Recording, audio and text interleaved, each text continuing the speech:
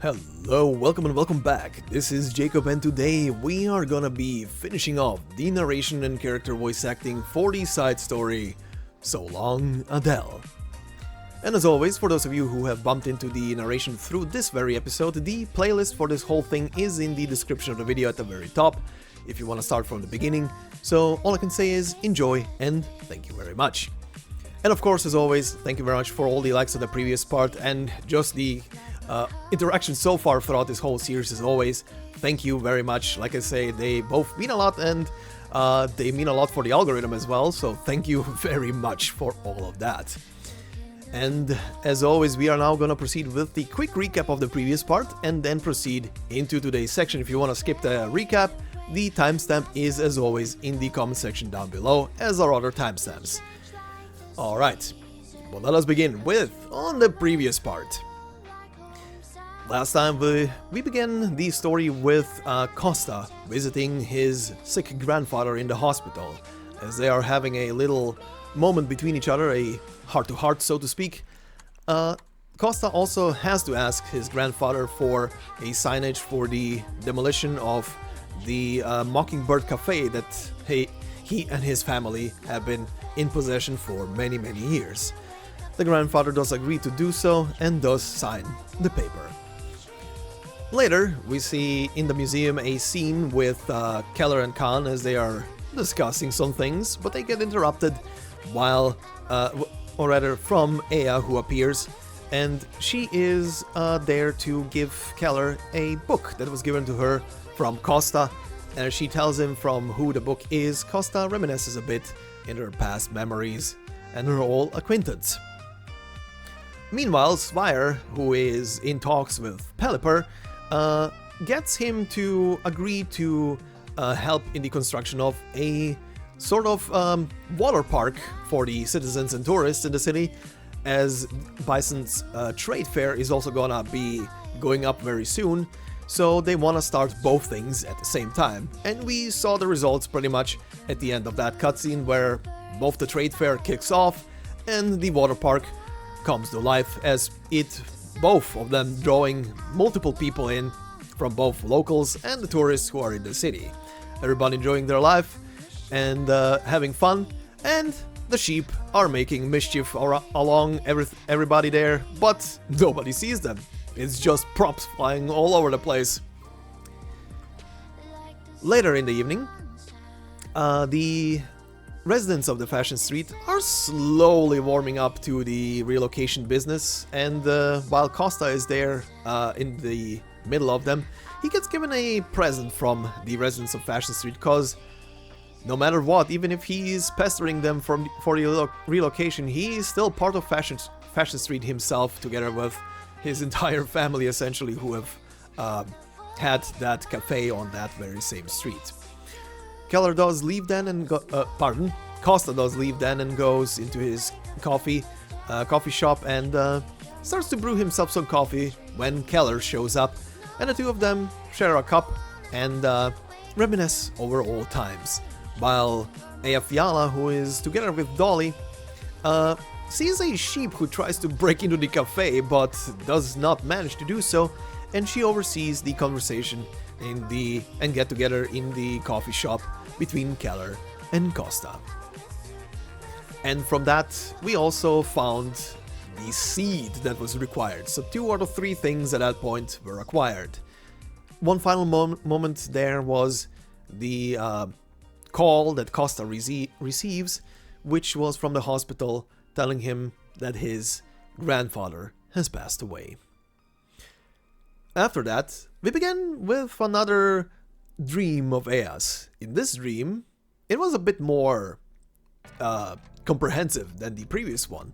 This time around, she starts in a coffee shop with a coffee barista sheep, who is very on the nose to a certain person who just passed away, but then gets joined by the gentle sheep that we saw before, the one with the umbrella on the back, that takes Aya, and the two of them go for a walk to meet one other sheep that they need to pick up. And that other sheep is a solemn little sheep who is not pink colored, but a more beige coloring with a volcano shape on its back.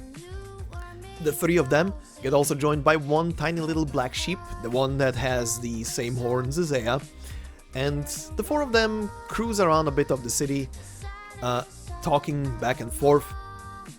And Ea slowly drifts off back into, a bit mentally into her childhood, or feeling like into her childhood, as she starts to feel like she's back with her parents.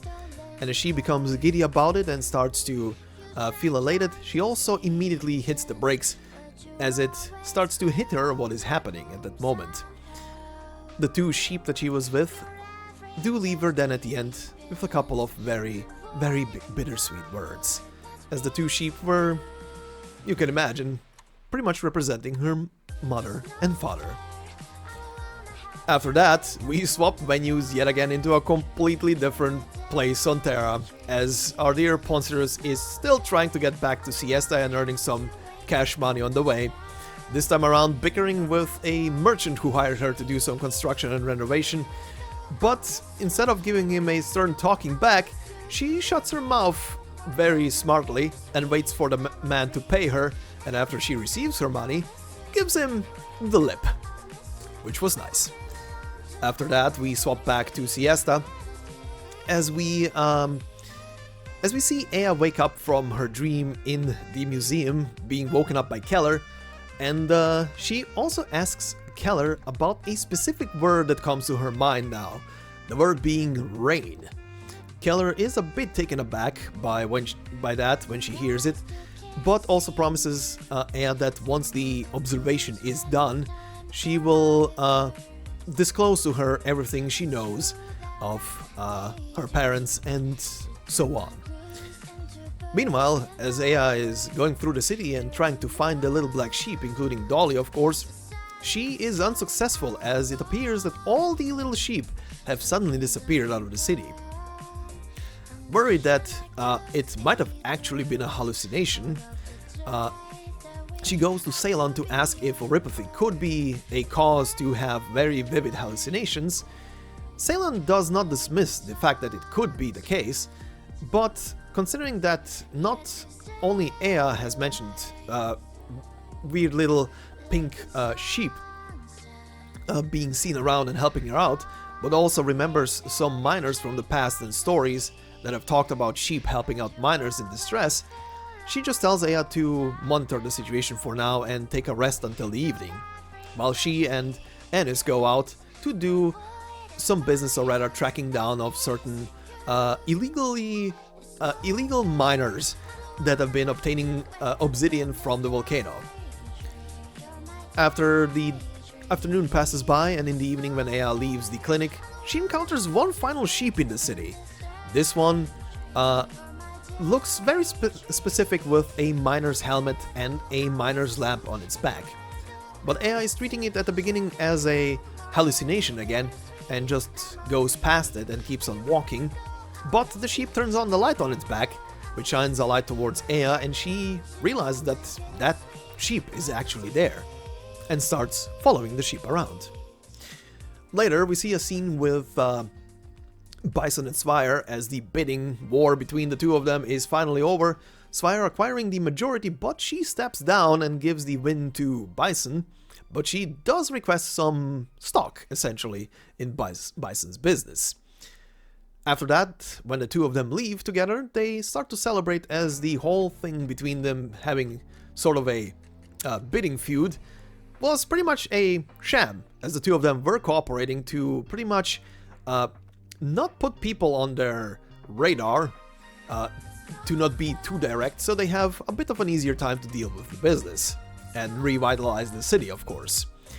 But at the moment as they are celebrating their victory, they both receive a phone call at the same time, both pretty much having a threatening call at the same time from different sources. And in the meantime, Herman is also having a visit from someone who seems to be sent by the government of Colombia.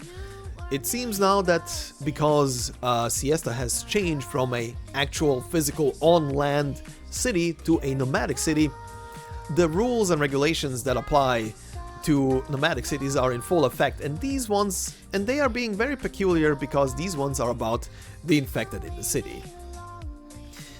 Meanwhile, Salon, thanks to the help of Ennis, has tracked down the illegal miners and has a bit of a discussion with the two she was introduced to, and is also expressing the willingness to provide them with assistance if need be. Meanwhile, Aya, who is following the final little sheep in the city around, ends up at the beach with the sheep, where she also runs into Bird. She exchanges a couple of words with Bird, and Bird discloses, as she's strumming along on her guitar, that she can see that little sheep, but only that specific one is the one she can see, not any other, as she picks up from Aya that there were more, but this one is the only one she can see. And that is pretty much where we left off last time. So then, let us proceed to today's part. So of course today we shall be finishing this story off with stages 7, 8 and the ST-3 cutscene at the end. There is no EX stage cutscene, so there is nothing to do there essentially. I will, however, really quickly rattle off, once we're done with the final cutscene, the names and descriptions of those stages, because there are still song titles and so on. Sadly, the final stages are not open. The extra bonus stages there, of course, that's gonna take another couple of days, but that's gonna be for another day. But as you maybe have already noticed from the timestamps in the comment section below, if you looked at it, of course, we will have a couple of extras at the end of today's episode. Once we are done with the scenes for stage 7, 8 and ST-3, we are gonna be hopping into the, and rattle off the titles for the EX stages. We're gonna be hopping into the operator record for Ennis, aka Brio Feda? I keep forgetting how to say his full name. I'm gonna forever call him Ennis, because I'm just too used to it. Anyway, Ennis has an operator record. As I've mentioned before, the operator record is actually taking place 2 weeks after the conclusion of the story, so we're gonna be including that obviously at the end of the story today, and after that we're gonna proceed into the full file and voice file for Eyjafjalla's altar form, and then we're gonna round it up with the altar as usual. Anyway, let us proceed. On stage 7, Cry on My Shoulder. Into the heart beast of footsteps melt, a place nowhere to find the tear-soaked pelt. And very quickly, because we don't have any enemies to add here, and no battle stage to add in here, this stage will be just spliced together cutscenes, so there will be just the loading screen break in between them. So then, let's begin.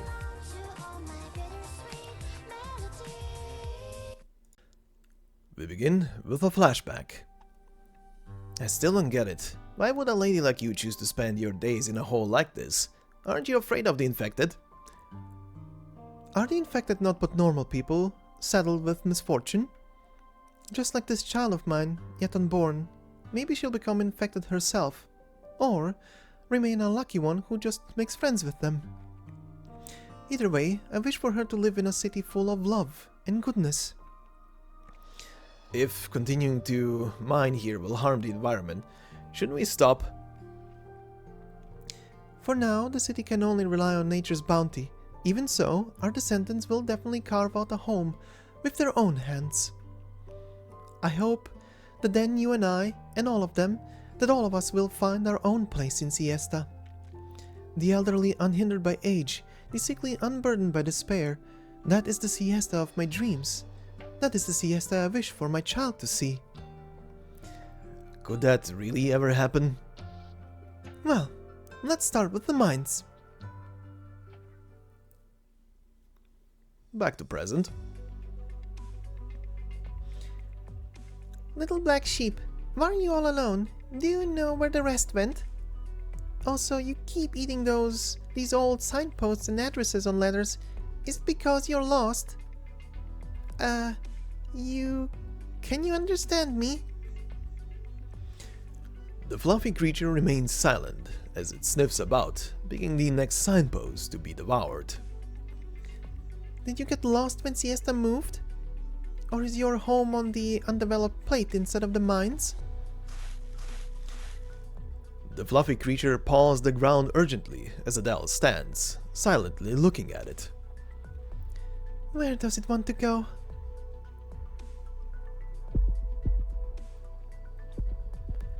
Hesitantly, it approaches Adele, pressing its head to Adele's chest, as if listening to her heartbeat.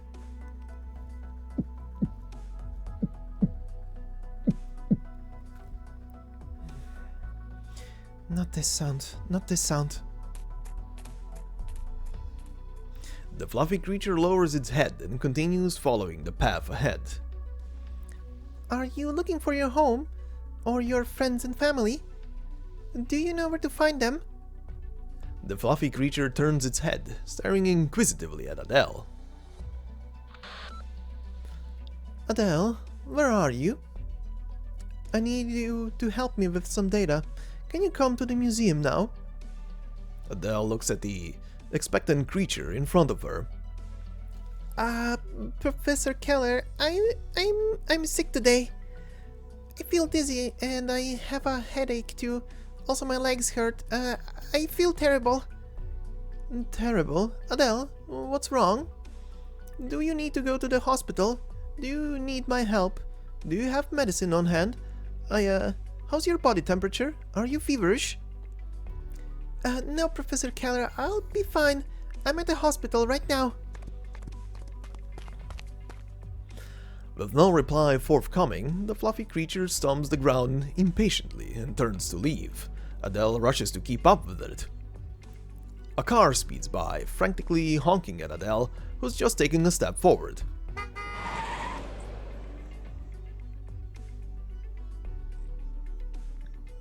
My ears. Adele? What are you doing here? Weren't you... Professor Keller, I must have been pushing her too hard if a girl like Adele feels the need to fake an illness to rest. Adele, if you're feeling overwhelmed, you could take a day off to rest. Turning its head to confirm that Adele is no longer following, the fluffy creature skips off and leaves the street. Professor Keller, I want to take some time to relax here.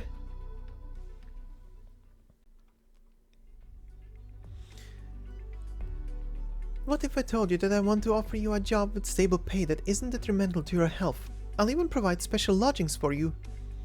Don't worry, I can guarantee the working environment and conditions, as well as medical services. You just need to pay a portion of the rent to the government. Huh, even you can't go on, can you? I don't know what those government people are all about, but I know this much at least. These things take a lot of money, not a mere 100 or 1,000 gold certificates. With this money I might be able to buy a decently comfortable bed, eat a nice meal, and it may even save my life if it comes to it, but it can't build what you're promising. I can do it. Doctor, if you were to say you'd build us a cheaper hospital, frankly I'd be really grateful, and I'd actually believe you could do it. But saying that you'll provide jobs, homes, and healthcare... Just look around you. It's been so long and this place is still undeveloped. I beg you to place your trust in me. I'll stand by my words. So if there really was a place like that, would you be willing to move there? Would you be happy with it?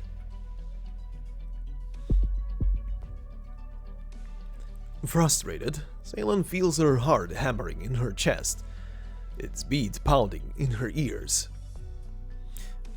What was that? Sorry, I missed what you said. I said even Mr. Pelipper, our boss back at the old mines, only got us so far with all of his wealth and power. Doctor, we don't know you and you don't owe us anything. We'll be grateful even if you just come to treat us once in a while.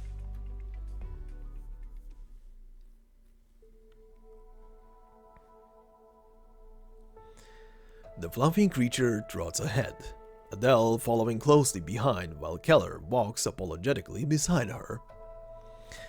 After hesitating several times, she slowly, opens her mouth.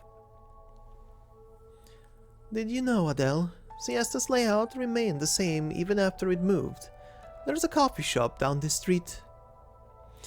Adele continues hurrying along the path without stopping, as if chasing after something.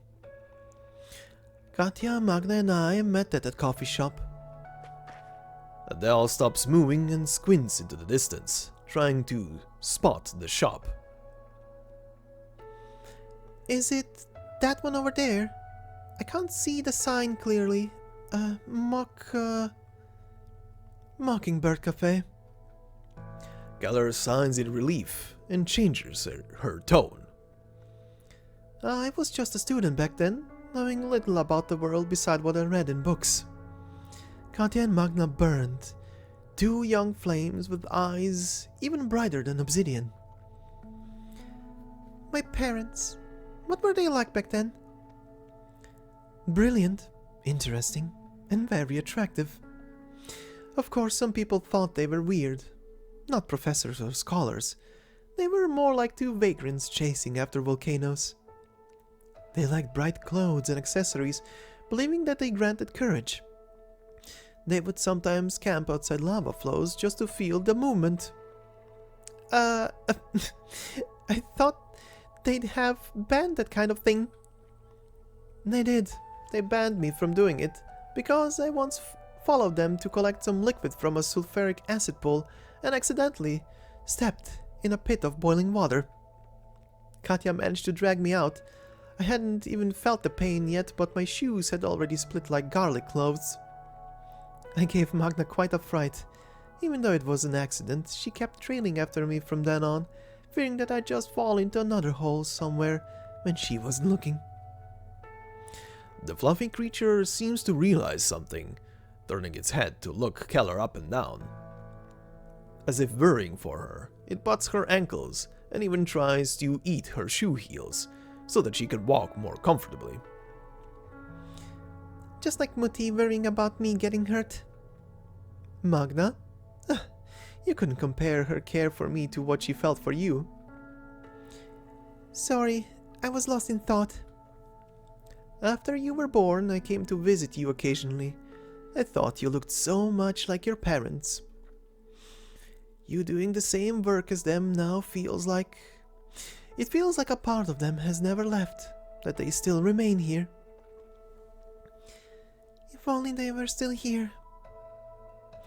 Following the salty scent of the sea carried on the breeze, the fluffy creature begins scampering away. The towering cranes in the undeveloped plate peek over the horizon as Keller hurries forward and turns her head. Adele. Magna once said we are like tiny little ants standing on this vast landscape, talking big about how we plan to conquer it. Look at the both of us now, Adele. Two little ants standing here, facing this building dozens of times bigger than us. I used to think I would be just like before, feeling infinitesimally small and amounting to nothing.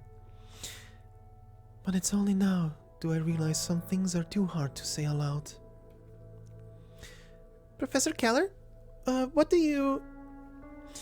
Nothing.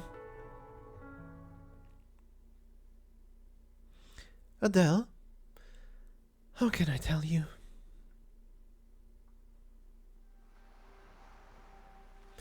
You can still see a little bit of the old Siesta from here. Mount Siesta is over that side. Who knows when it will really erupt? The creature carrying a miner's lamp slows down and stares blankly in the direction of old Siesta. The waves wash over the distant gravel, the surface sparkling like brilliant gems. Once it erupts, once the museum is ready, my work will finally be done. I'm sorry. I've taken up so much of your time, Adele. It's alright, Professor Keller. There's no one else who can tell me about my parents anyway. I'm really happy to know these things. Keller stands and brushes the dirt off herself. Are you leaving now? Maybe I need to buy some courage, like in that dream you mentioned. Goodbye, Adele. See you tomorrow. Rest well, and don't tire yourself. Adele glances at the creature, still staring blankly at old Siesta. Bye, Professor Keller.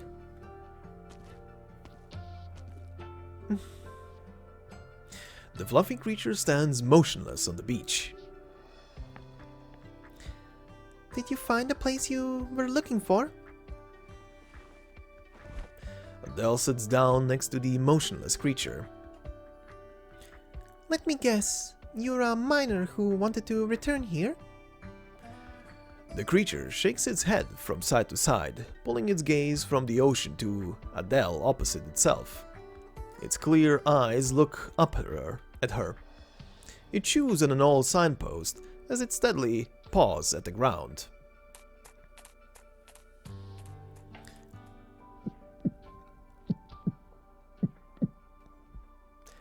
Slowly, it turns to leave the area.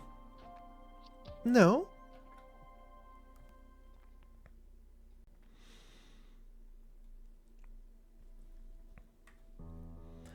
No. I'm just an old man who likes collecting pretty rocks. I can't do what you want or help you at all.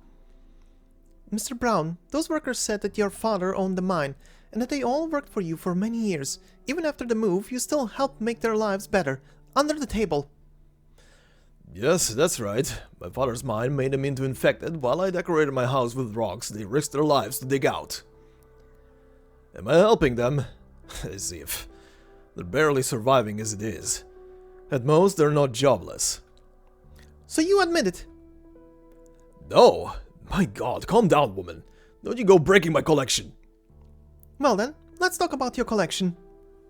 Before Siesta moved, this obsidian was an extremely precious ore. However, only obsidian that was pure enough, or which reflected the colors of the rainbow, could fetch a good price. I'm sure you're aware.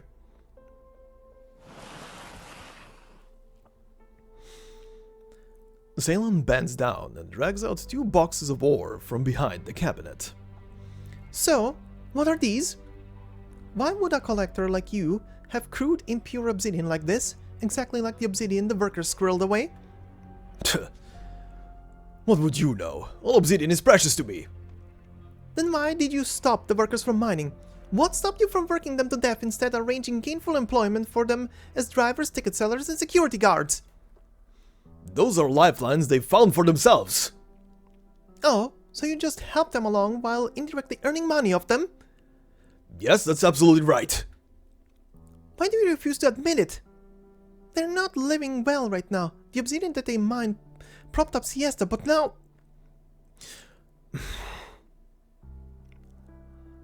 Pelipper heaves a great sigh and sinks back onto his seat. Missy, do you think it's that easy changing the policies of an entire city?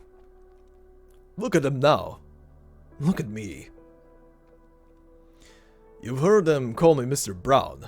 Brown Mines, the entire company, is in my hands, but even I can't build a factory for them to make a living in it. The government will harass me, my peers will plot against me, and that's not even considering Colombia and Victoria. Just keeping to ourselves here in Siesta isn't that bad. You do know, Colombia has infected, pays sky-high insurance premiums, and then sends them to mine in the wastelands. I know that. That's why I came to you for help. You have far more knowledge and experience with the situation than me.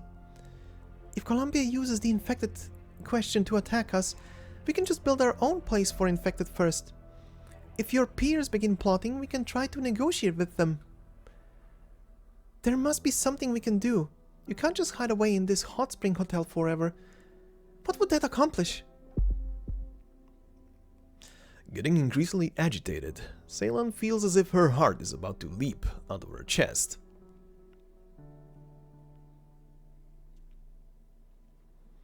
This is the best leverage for Siesta to negotiate with Colombia right now.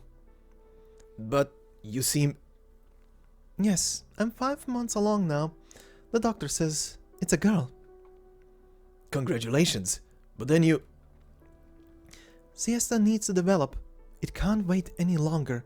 That's why I want to help these workers. I want to teach them. I want them to learn how to avoid danger, how to observe the environment, how best to protect themselves after a catastrophe. They have only gotten by with experience so far, but I can give them knowledge. Will that work? The mine is huge and there's so many illiterate people who only know how to earn money. Father says things like that are very common, and that there are always many workers, so we don't need to care too much. That's different. Tom cares, Hank cares, Bill cares. Many workers will care. I also want to push a new policy regarding the current state of these workers. These workers who've contracted a ripophy due to obsidian mining should be taken better care of. But Father tells me that the government will never have time for this. They only want to earn money and more money to develop Siesta. Then I will bring their attention here. I can't just sit in an office all day with the knowledge that they are getting hurt and sick. What would that do? The lady gently caresses her pregnant belly, feeling the little heartbeat of the life growing peacefully inside.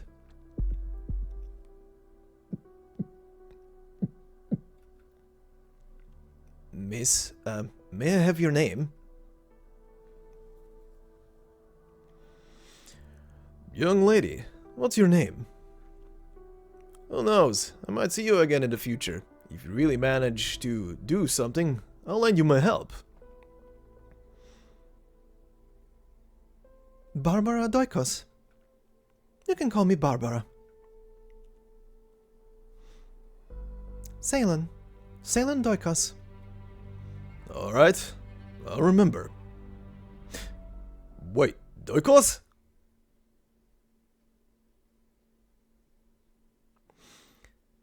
We're near Fashion Street already. Where are you actually going? Little black sheep, what does the mining lamp on your back really mean? The fluffy creature continues forward leisurely, searching and chewing. Sounds pass by its twitching ears. The sound of wind, people, and in the far distance, the rumblings of volcanic activity.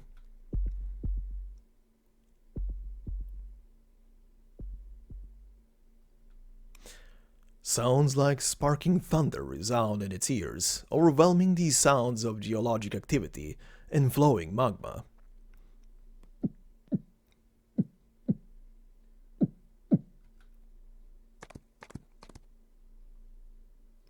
It stops in the middle of the street, blankly looking from side to side before it breaks into a sudden run, sprinting away on all fours. Wait, where are you going? Did you find it? It's here?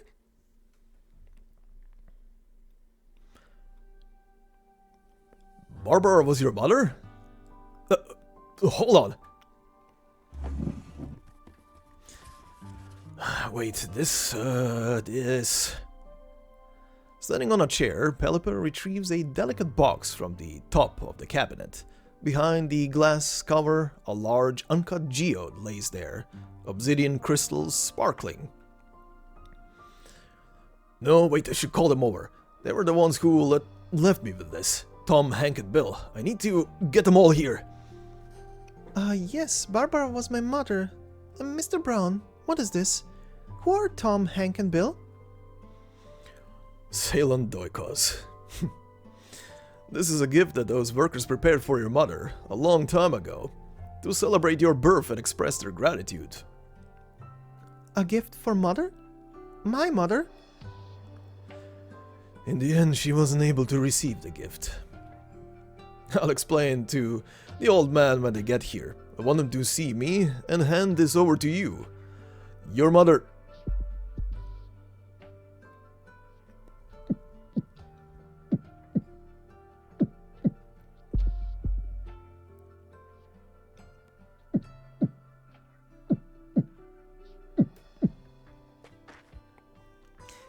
Little black sheep. A fluffy creature steps into the hotel, as if guided by a sound.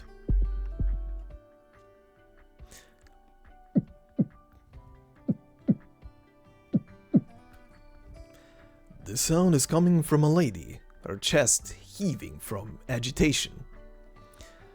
The heart is beating. With each beat, it transports blood across all four limbs.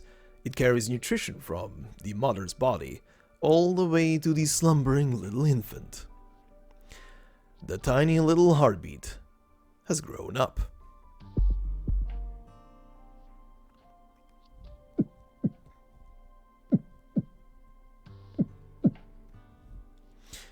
The fluffy creature rests its head on Salon's chest. Salon doesn't see anything, but she feels a sudden warmth. It's heavy, as if something has fallen into her lap. Salon? Eyjafjalla? Salon suddenly feels as if she can see something growing heavier in her lap. A little sheep gradually appears before her, its head leaning against her chest, as if listening to something.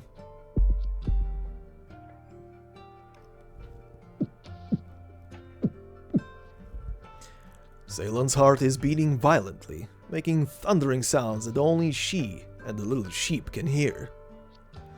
She sees the little sheep, lightly nose the geode, before bumping her forehead with its own. This is... the little black sheep. She's no longer lost. She seems to have found what she's looking for. Lost? Don't drop that geode. If it shatters, I'll be done for. The little sheep nimbly leaps from Salon's lap and disappears into the mist. Eyjafjalla? What was that? You saw it, didn't you? It's a farewell, I guess. A farewell and a reunion.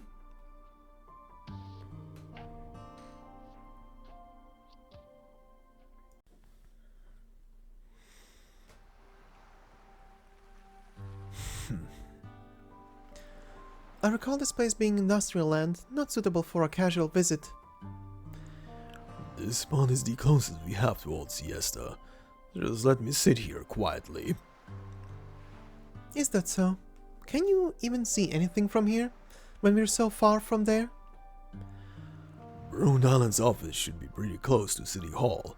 It's been 2 months since you returned, and you haven't paid me a single visit. Shouldn't the mayor be swamped with work this time of year? How would you have time for family? When you're free, you should go and stroll around the streets, listen to the people grumbling about you. Then you'll understand how you've been doing. There are many things that I could have done a better job with. As a Siestan, I want to ask the mayor a question. Why have all of the volcanoes, coasts, culture and music that we're so proud of completely vanished? Why are there so many people struggling to integrate into their new lives? Why doesn't City Hall do anything to help them? I want to pin the blame on City Hall too. They should have prepared for the move sooner. But as Herman Doikos' daughter, I still have to say this. It's been hard for you, Dad. When I came back this time, I had planned to help Rodan and establish a branch office here, but I understand the infected in Siesta are facing some extra challenges right now. Colombia's pedantic word game with their laws is just another card for them to play. They don't care about the lives of these few infected. They only want a slice of Siesta's future large-scale international trade pie. 8,573. I looked at the info. That is the number of registered infected who settled in Siesta last month. You can either impose a ban to prevent any more infected from settling on Siesta's nomadic plates, or hand them a larger sum of money for their health insurance. From a bystander's point of view, the latter is not an option for City Hall. There is no way I could have forgotten that my other daughter is infected herself. In our short decades of history, Siesta has faced many difficulties, but the path Siesta takes is always in the hands of us Siestans.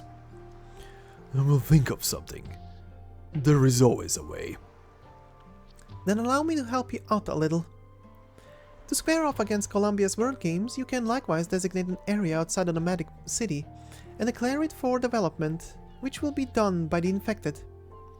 And as for what kind of work, my 2 friends recently arrived are also interested in helping. A budding logistics company should manage to provide many jobs. In addition, I will use Rhode Island's resources to establish a treatment center for the infected. This is something I always wanted to do. For Schwarz's sake, and for many more innocents besides, I'm not just someone who needs your care. I'll find my own way to protect Siesta too. I seem to remember my daughter not having a degree in politics. I guess I've been unwillingly influenced, that's all. Politics is no simple thing, but I'm happy to hear that you have such thoughts. I'll earnestly consider the infected treatment center you mentioned, and I'll continue cooperating with MountainDash Logistics. Ever since you became mayor, Siesta has been relatively relaxed towards the infected. Some people say you're just putting on a show to win the miners' support. Others say you're just trying to make more money from tourism. And now I'm more inclined to believe that the things you've been doing are related to Mom. When did you find out? Just earlier, I heard a little story about her. You've never taken the initiative to tell me those stories, and rarely ever actively bring up Mom with me. Barbara was a Victorian. The Siestans of the time, Victoria, who wanted to annex us, was our greatest enemy. I was busy with Colombia and Victorian diplomacy, but I never dared to let anyone know that my wife just happened to be from Victoria. But Barbara never took it to heart. She had her own things to do. She said she was protecting the city in her own way, and you too. Protecting the city in her own way. You never lived a day of your life with her, but what you said just now is exactly the sort of thing she'd say. She was a great woman. And she had a great daughter. Thank you, Salon.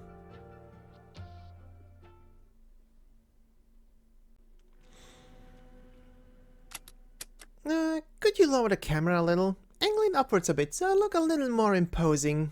Wait, too low. Alright, that's good. Check the recorder too. Everything I say has to be crystal clear.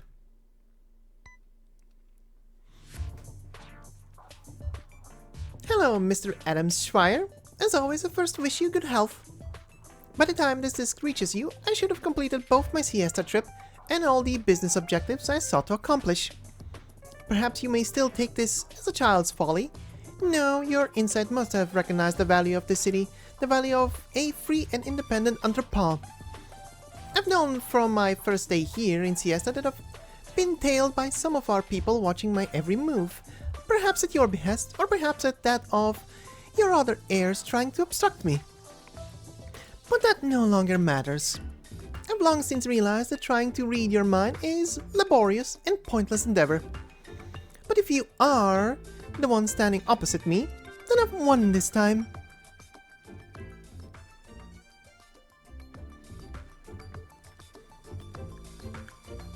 What did you call me here for exactly? To give you a report on the project. MountainCom Trade has signed an agreement with Siesta. If everything goes smoothly, construction will begin around autumn. When the logistics center's construction is complete, we'll open trade with 3 countries, Sargon, Victoria, and Colombia. As the supply chain matures, we'll increase our scope. The natural trading advantages that come with the independent state of New Siesta and the locals' eagerness for foreign goods will give us confidence in any future developments here at MountainCom Trade. You always told me about the future you envisioned and want to realize in MountainDash Logistics, and now we've taken the first actual step. I've already seen the report on this project. Well done! You didn't let me down. No, I should say that your growth makes me proud. Give yourself a proper vacation for the rest of the summer. Thank you for your approval. There's another report you haven't seen yet. It's regarding the progress of MountainCom Trade splitting from MountainDash Logistics.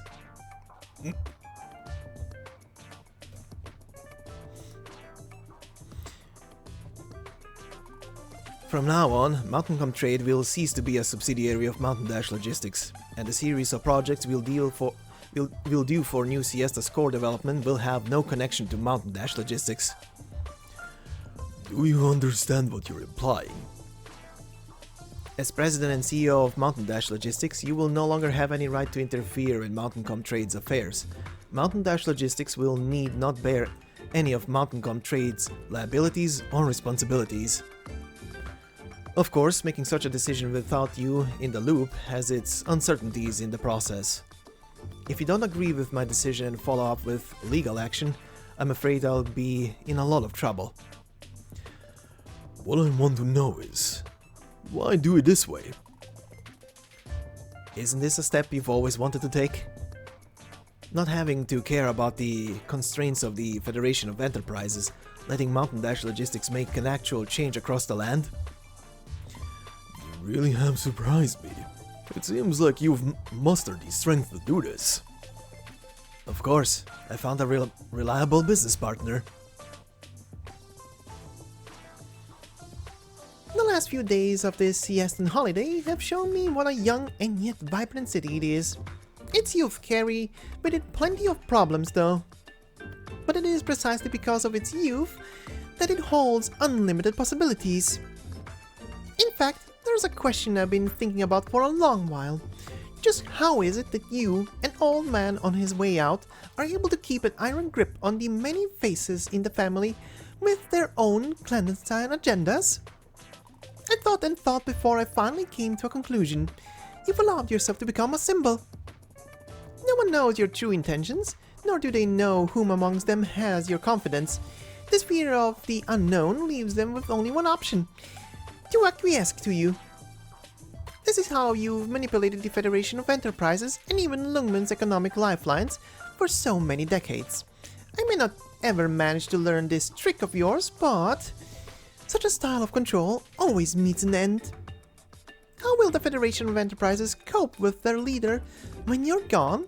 How many of them will take advantage of the chaos to recklessly reap personal profit? I think that's something you wouldn't want to happen either.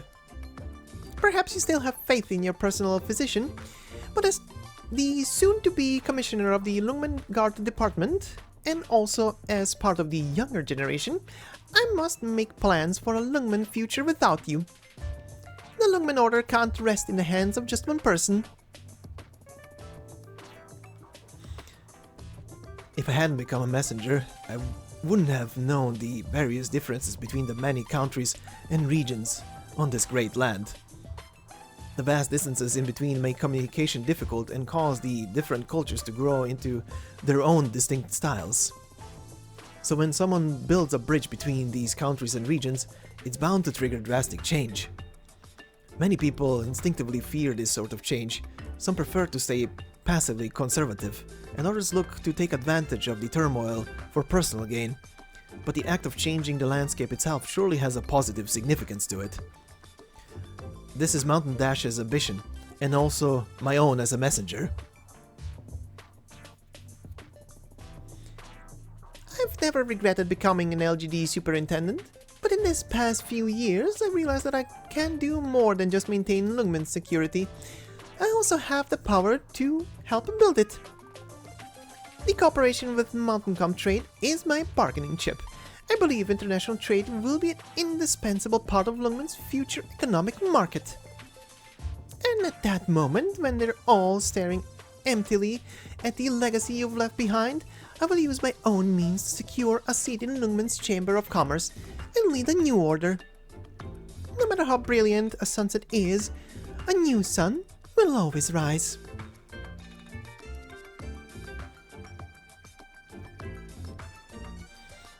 Got all that, Snowsand? Yes. Miss Fire, that whole speech...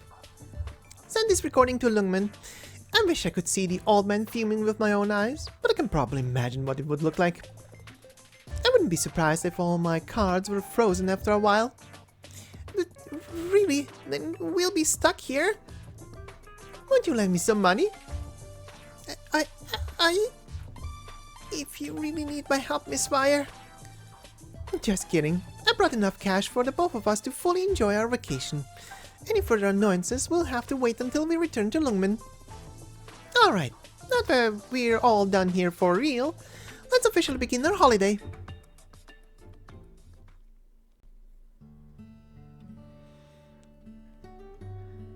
You should just give up on straightening that parasol. The sky started turning dark by the time you got it up, and there's no more sun to block anymore. We gotta get the grill we used in our old shop up and running. It's almost been a year since we've set up a booth, but it's definitely going to be popular today. Sandworm legs? But no one supplies that nowadays. I found a cellar at the fair earlier. I kept some for you, in the fridge behind the guitar. Really? Awesome!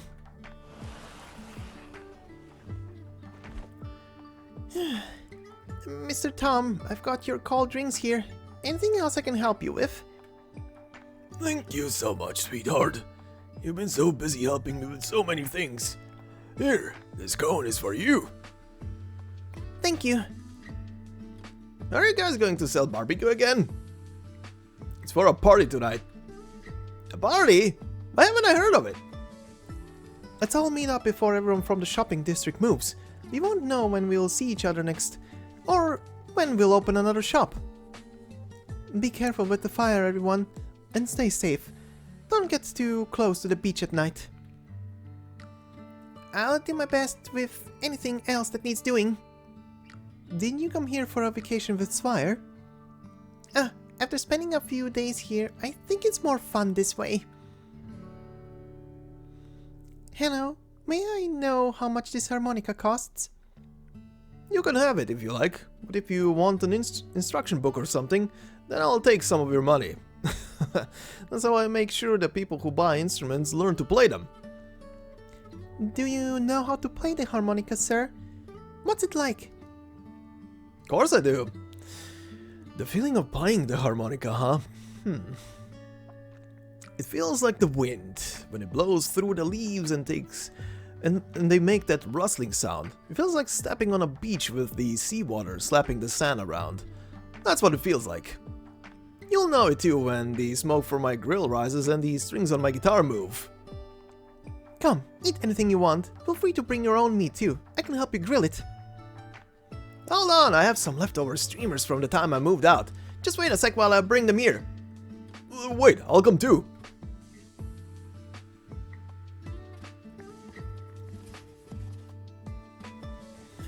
Ennis, help me bring these over to the party. Whoa, aren't these wine bottles from your collection? Feeling generous today? Just treat it as a goodbye to the shopping district. And old Siesta too. When I was a kid, the adults used to say that the volcano would erupt one day. And now we're really leaving this beach and moving to a new home in the nomadic city. All homes end up demolished someday. Even this magnificent, stunning nomadic city has no way to live longer than that volcano. Now that the volcano's waking up, Siesta can't sleep in anymore. We should just move along with the nomadic city. That's pretty transparent of you. So are you still sad to leave the shop? What difference does it make? Even if I know there is no choice, I still have to prepare my goodbyes. I think about that a lot, and still can't figure it out. I don't know where's the most meaningful place to be. If I go, then does that mean...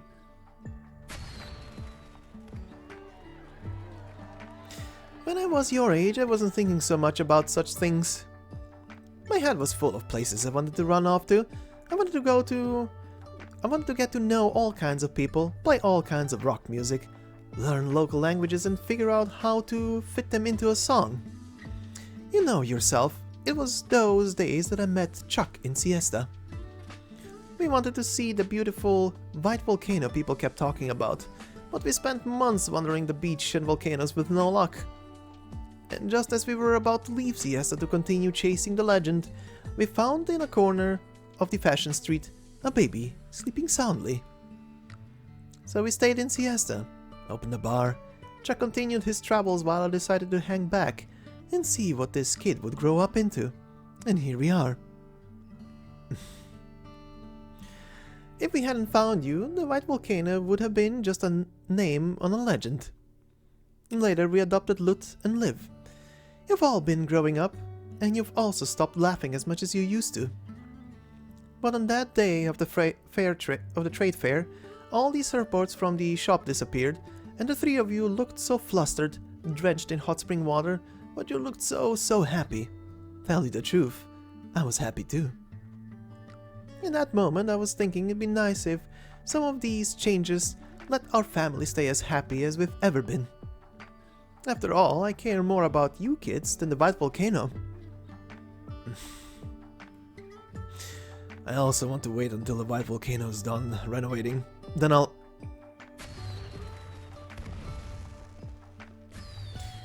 Leave it for now. Our old friends can't wait any longer, so go bring the booze over, Ennis. It's fine, kiddo. No need to worry about me. Whether you want to stay here or go see what's beyond Siesta, whatever your plans, just go for it, like I did when I was your age. If you wait till the strings are loose, you won't get to play the songs you want to sing. Ennis.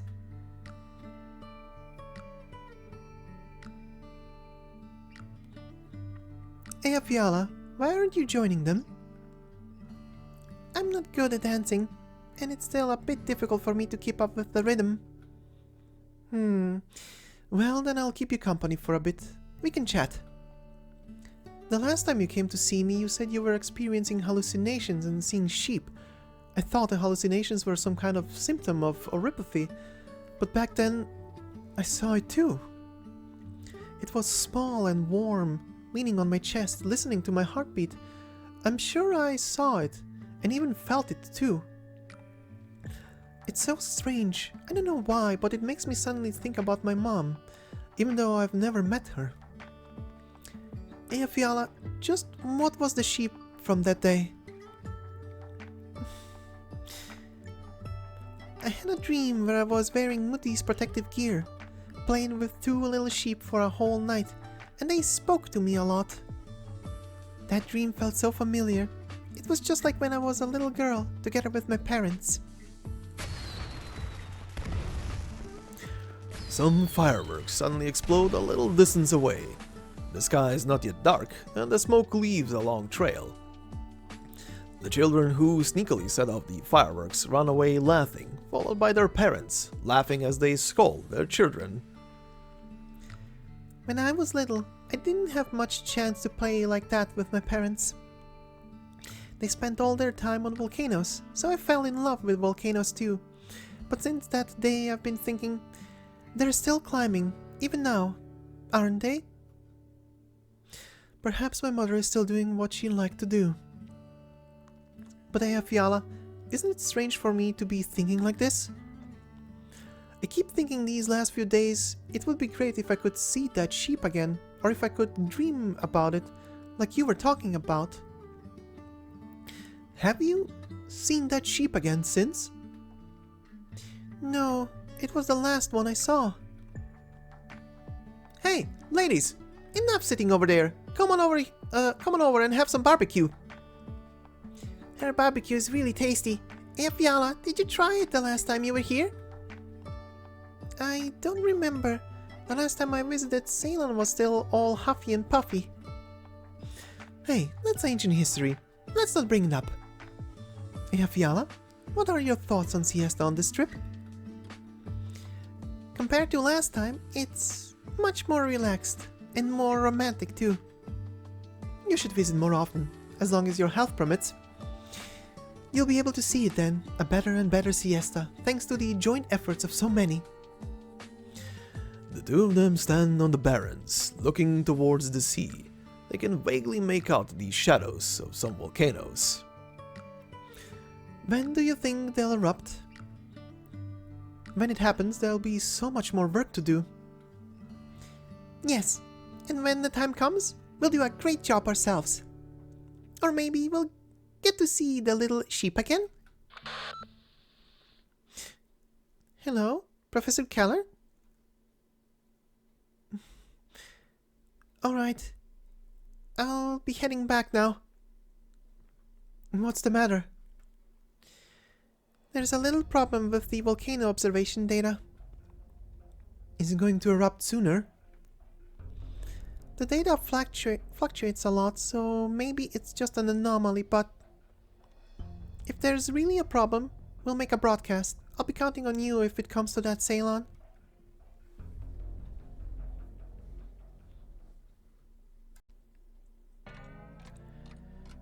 Alright, we proceed into stage 8, titled Skidmarink.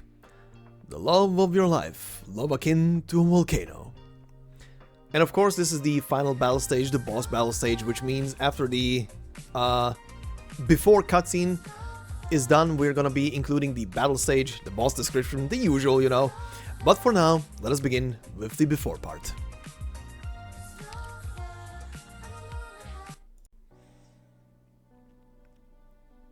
Adele. What a wonderful name. Can I just call you Adele? Have you heard about the thing everyone does the first time they climb a volcano? Take pictures, maybe? It's roasting fallow beast eggs in the lava. But having climbed 27 volcanoes, I can promise you that when it comes to cooking eggs, lava and originium stoves make no difference whatsoever. Yeah, you're bound to burn them regardless. Hey, you always eat them right up. So this is what a volcano really looks like. It's very different from what's in the books. Don't worry, Adele. Just stay right behind me. Anywhere that you see me stepping is going to be safe. If you're nervous, why don't you take my hand? I'm fine. Adele, you asked us before why we love volcanoes, right? I promise you this, once you see a volcano erupt with your own eyes, you'll never forget the feeling. I like to sit on these slopes and meditate. The land and us are both full of mystery, and even if we spend our lifetime seeking answers, we may not be able to solve even a tiny fraction of them. Still, I do enjoy the puzzle solving. Mankind may have invented nomadic cities, but we still haven't completely figured out how catastrophes form. We may have invented many tools with originium, but we also have no way to counter their effects when they backfire.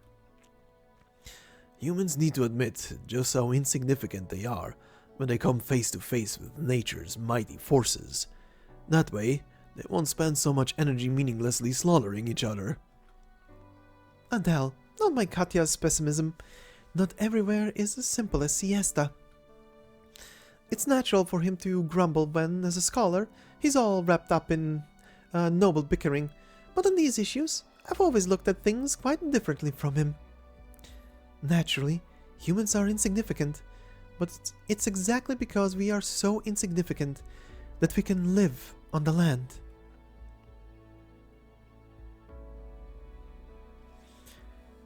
You're right, Magna.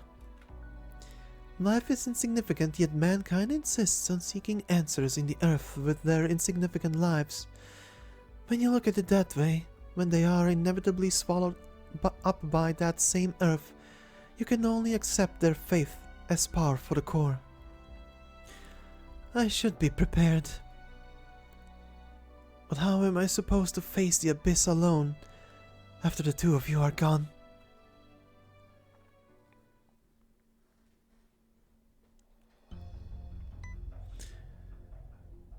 Professor Keller, here is the last 2 hours of data we got from the monitoring station number 1 before the signal was lost.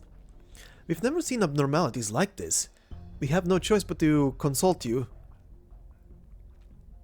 The surface gas concentration hasn't changed. How did the temperature go up by this much so quickly? If the data were real, then that means the energy accumulated in Mount Siesta suddenly increased tenfold. No, it's not possible, no matter how you slice it. Ignore it as point anomaly. Inform the city government that the volcano has become more active and to have the citizens prepare. That's all we can do. Professor, this may not be your usual point anomaly. My parents mentioned similar situations in their research notes. The temperatures in the volcano's surroundings were abnormally high and didn't match the other data. They never found a cause, but This can't just be explained as a coincidence. Professor, shouldn't we head there to take a look at the situation ourselves? Monitoring station number 1 is about midway up the volcano. It's very dangerous to go up there now. This kind of data anomaly could just be an equipment malfunction. There's no need to take the risk and head there for on-site inspections. We can adjust the final observation results based on other monitoring stations' data later. Professor Keller, I don't understand. You kept saying how important this observation was going to be, that it's an opportunity that many scholars had been waiting for. Tens of thousands of residents could have their lives upended. Should we be as careful about this as we possibly can? If we run away now, isn't that admitting their sacrifice was for nothing? The girl's voice is quiet, and her body is trembling ever so slightly. It seems that she spent quite a bit of her strength just to express her honest opinion. Keller appears a little dazed. Right. How could a sacrifice like that be meaningful? It doesn't look like I'm going to convince you. If you aren't willing to go, is it okay if I go alone? Don't be absurd. We don't know what's going on at the volcano. I can't let you go somewhere so dangerous all by yourself. Professor Keller, would you return my mother's protective suit to me?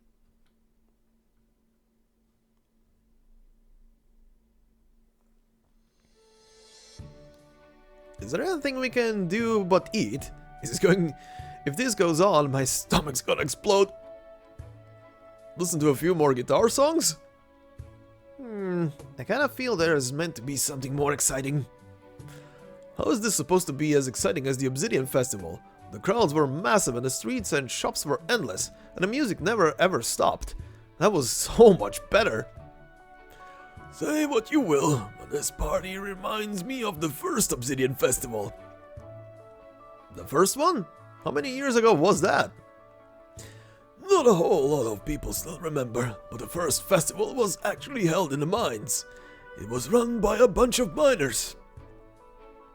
Yeah, there weren't that many people, much less decent musicians. They just strummed their guitars and played a few songs they wrote. That's how it all began. Nobody back then could have imagined it would grow so big and attract so many guests. Is the after party gonna come back too?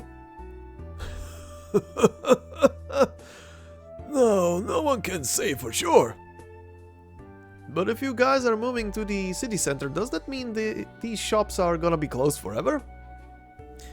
Probably. We might have to make a living some other way, but nobody lives a life without change. That said, whenever we have free time, we might come here and set up a stall, play a few songs. If anybody comes, we'll give them a few skewers to snack on. If nobody comes, we'll just look at the sea and what lies beyond. I brought a can of sand from the old beach here too. If the volcano does end up erupting, the old place is going to be covered in ash, right? All the paths we've taken, the shops we visited, the beaches we walked, everything will be buried under a pile of volcanic ash.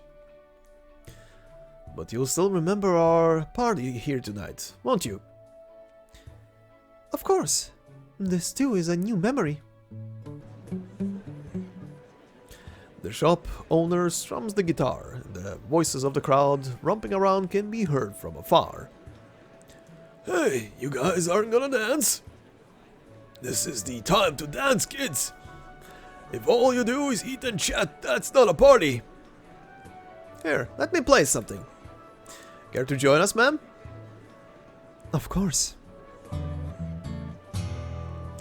Bird strums her guitar strings, and the gentle melody starts to envelop the city plate.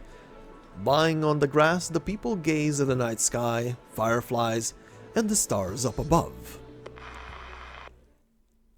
Then, with a buzz, a disharmonic electronic sound can be heard.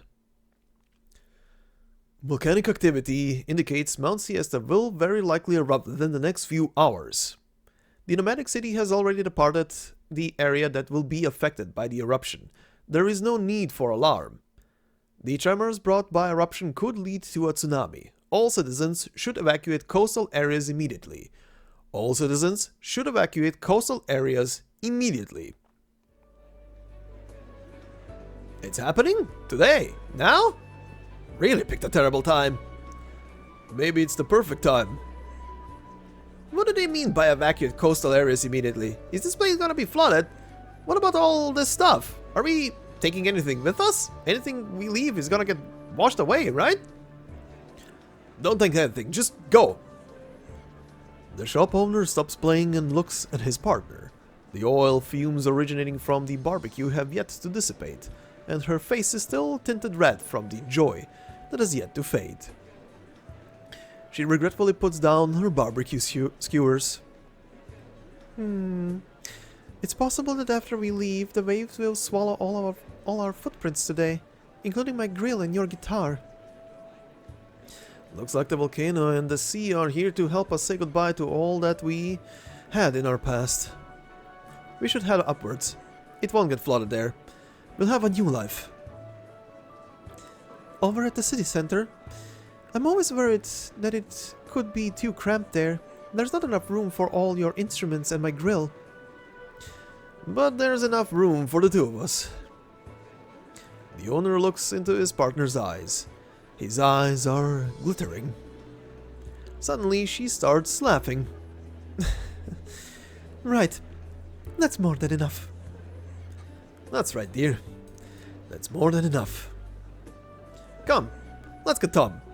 What with how old and frail he is, we can't just leave him here to cry over his precious ice cream.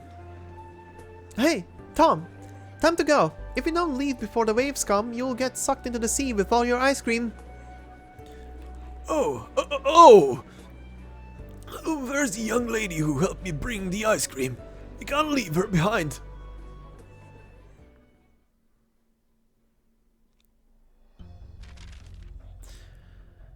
Found it. The two missing pages. There's no doubt that this is Professor Katya's handwriting. There is also the military's wax seal. Keller, what exactly are you hiding? Dr. Khan?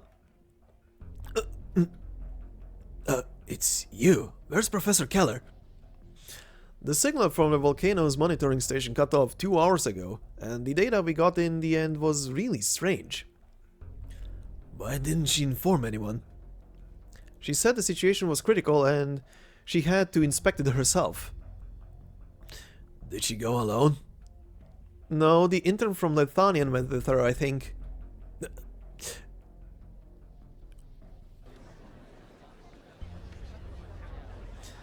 We made it to the safety zone, right?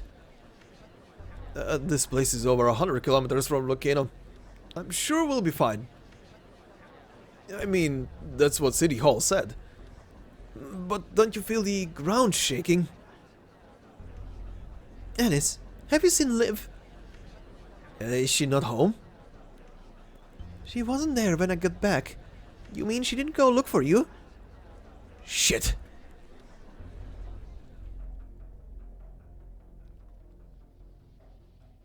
Huh? Everybody's gone.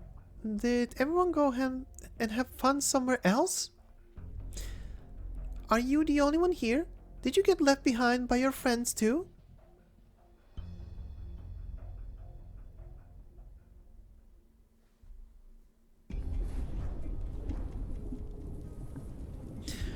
The transport is parked at the foot of the mountain.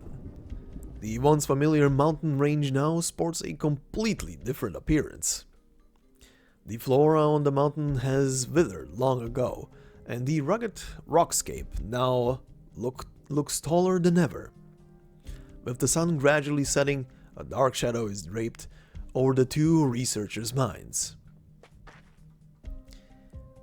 So this is Mount Siesta. Adele, be careful. This is as far as the transport will take us. We have to walk the rest of the way.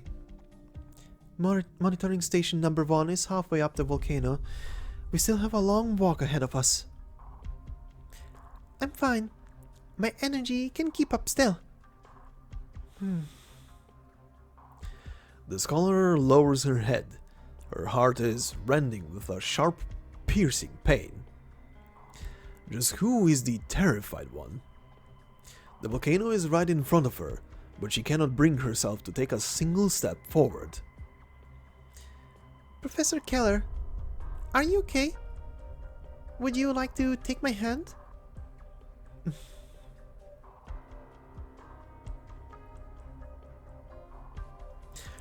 Streams colored dark red can be seen slowly climbing their way through the mountain rocks like the blood veins in one's body, all while the enormous thing breathes strenuously. From the Earth's core to this cliff, they flowed through the ages, enduring an intense heat and utter silence. This path seems not to be nearly as long as Adele had imagined. With the strength she has, she can still climb onto this mountain. But this path also seems to be much longer than she had imagined. It's long enough for her memories to be rinsed countless of times at the bottom of her heart. This is where we set up the monitoring station. This equipment... Has someone been here? But there are no other footprints on the mountain.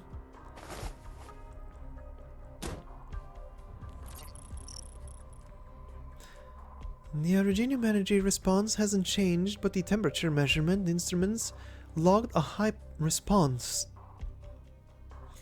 She takes a look around and can make out only the dark mountain gravel and molten rocks in the shadows. How strange.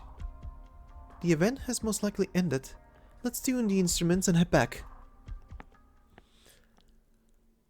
Khan, what are you doing here? I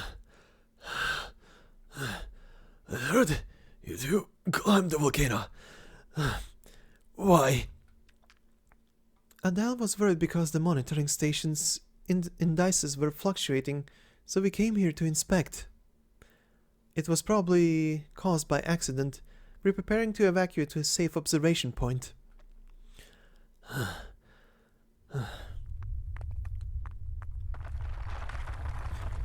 The volcanic activity is definitely starting to pick up. The eruption might happen sooner than expected. Yeah, we need to go. Stay right there, Keller. Khan? The man, still out of breath, is trembling. He pulls out a file from his chest, and the moment Keller sees its cover, her expression changes immediately. September 1095, on Mount Una. Why did you suddenly leave the survey team? And in November that year, you didn't attend the Neumann's funeral, but someone said they saw you at a symposium with the military at William University. On top of that, not even Adele has seen Katja Neumann's research data. What is it doing in a letter between you and the Lethanian military? Keller, answer me! Professor Keller? Adele, I told you that I'd share everything with you when this observation is done. Khan, it's dangerous here. We should... Keller, look where we're standing. The Neumanns were here, on this very volcano. Are you still going to lie even here?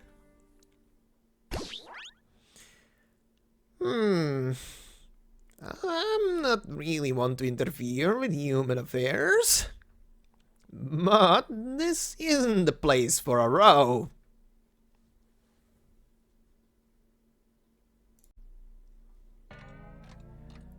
Alright, and we are gonna proceed into our battle stage, but first, our one and only thing to introduce here is the boss, of course. Dolly, Sovereign of Sheep. Sovereign of Sheep, traveling through the barren lands and enjoying lava surfing. He sees everyone as equals, and is happy to leave their mark on this great land. Now it's time to have some fun with him. And fun we shall have.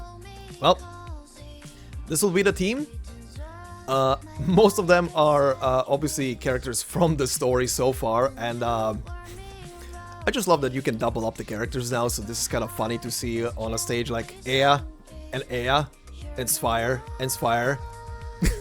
Anyway, this will be the team, and obviously this is not a clean thing, whatever, this is just for the showcase. So enjoy the music, enjoy the stage, and have fun. I will let it run on a normal speed until Dolly is off the field.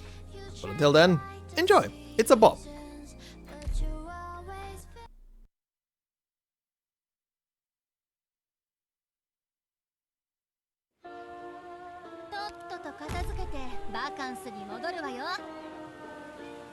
こりゃエンジン全開で行くしか。ミントコーヒー飴でも舐めるか。了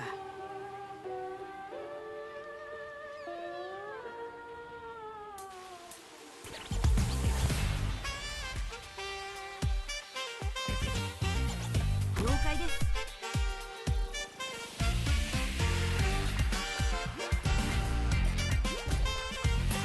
暴力が集中するエリアの推計完了。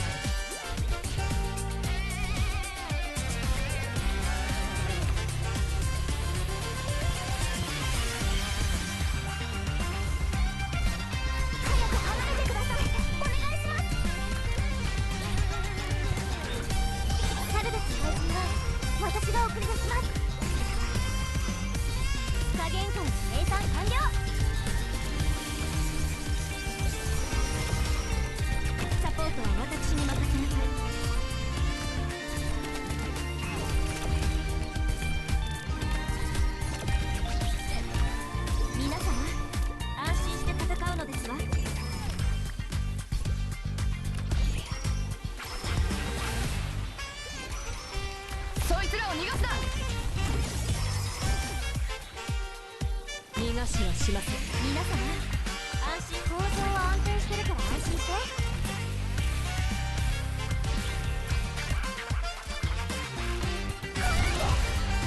見えていますよ。目の前の敵に集中しなさい。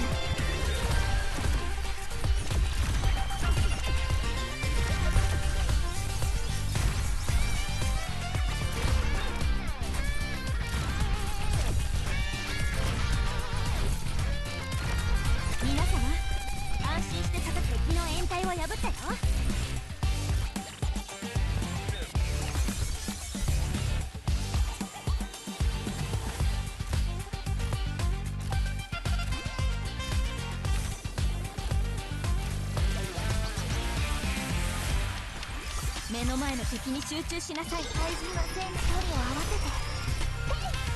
見えていますよ。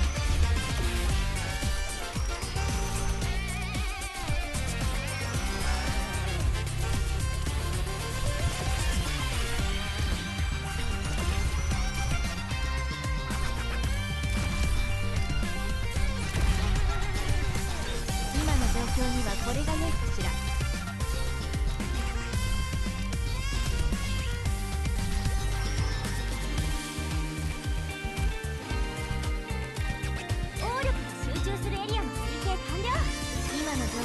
これが良いかしら。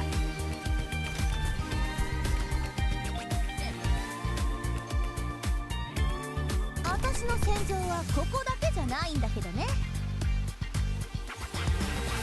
目の前の敵に集中。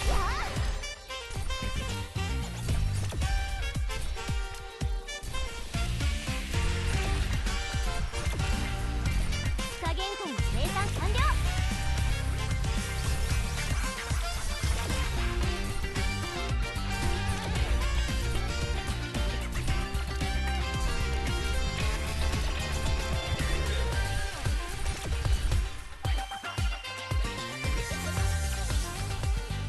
力で一気に制圧する。目の前の敵に集中しなさいな。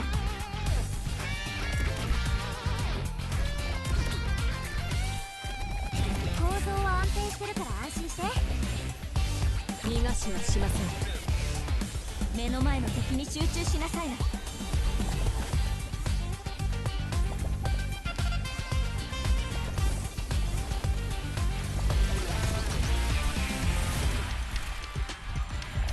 目の前の敵。風が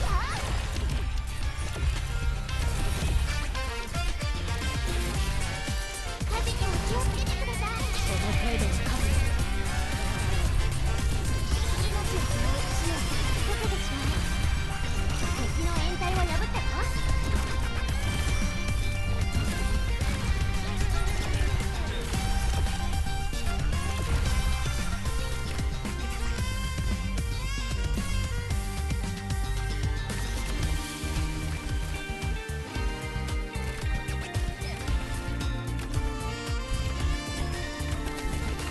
目の前の敵に集中しなさいな。構造は安定してるから安心して。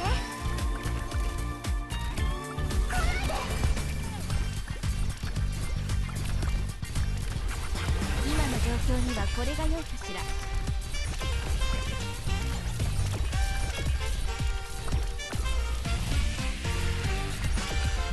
構造は安定してるから安心して。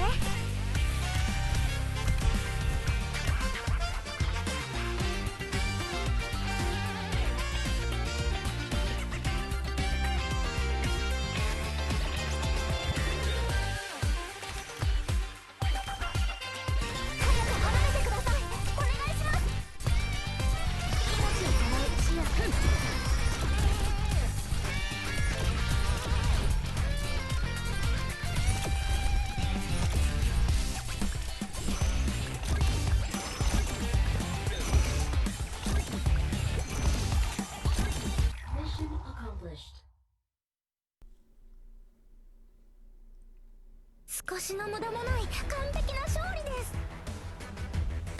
Alright, at least it's one of the story relevant characters. Okay then. Anyway, let's proceed into the after part.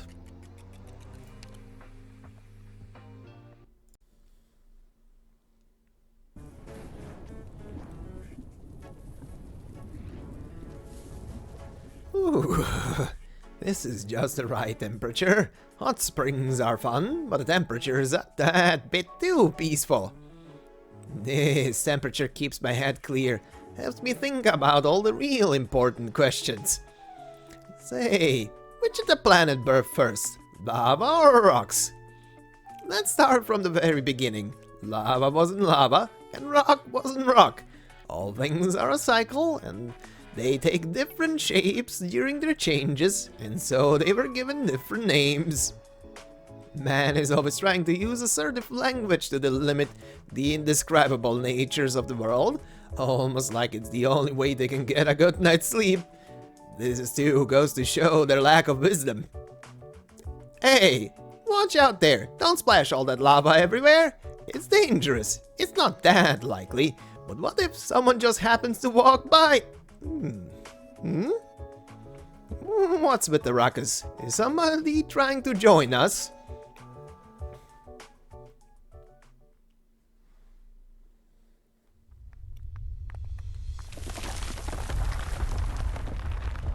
The enormous monster beneath their feet is breathing heavier and heavier by the second. The temperature in their surroundings has risen quite a bit. The lava spewed out from the volcano's crater rapidly cools and turns to rocks that come rolling down. Khan, Professor Keller, this place is dangerous. We should leave. Adele, you get out of here first. This is something that I need to settle with her right here and now. Khan, don't be absurd. When you left them there on Mount Una, what they had to face was much worse. Do you even have a conscience? Is admitting to what you've done harder than facing death?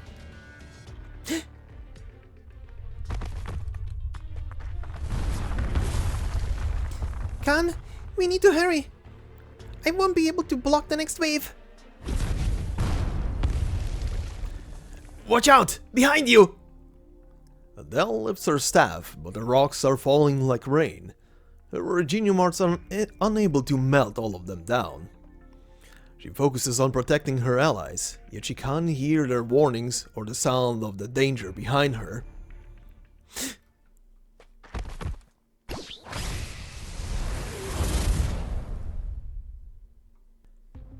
Meanwhile, the cheerful creature says nothing. I saw you the past few days, but it looks like nobody else can. I don't know where you came from, but you're the only one who's willing to hang out with me. I know, you like strawberry ice cream too, right? The creature lies down obediently. Look, our home used to be right under that volcano there, but it's going to go away soon. I actually know. I was abandoned there, and Harley and Ennis found me. I don't know why I was abandoned, but if my real parents ever come looking for me, will they still be able to find me? Daddy is gone, Ennis is leaving. Little lamb, where do you think our home really is? Where is the friend who ate strawberry ice cream with me a long time ago? The creature lets out an unsatisfied groan. Hey. The ocean doesn't answer her. It merely sits between the two siestas as always. Suddenly, the girl notices that the calm, quiet shoreline has gotten closer to her at some point. The seawater gradually drowned the dry surface and has reached her feet. Liv!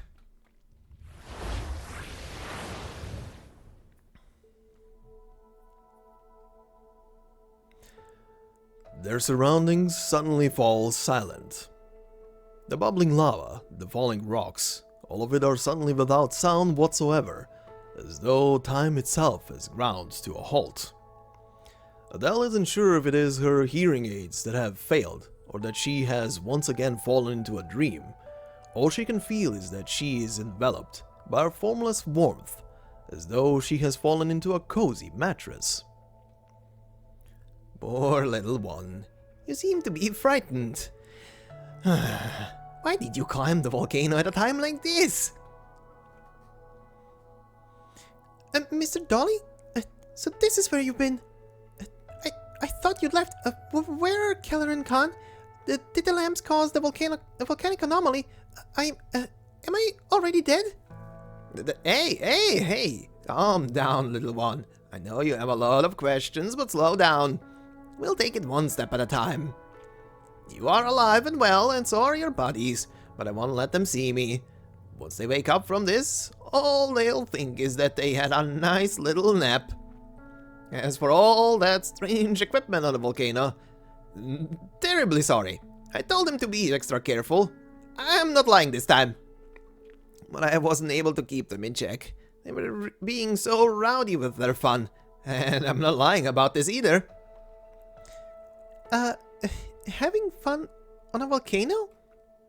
Of course, didn't I tell you? This is the second best thing on the planet. Volcano surfing. Adele lifts her head up and looks into the distance.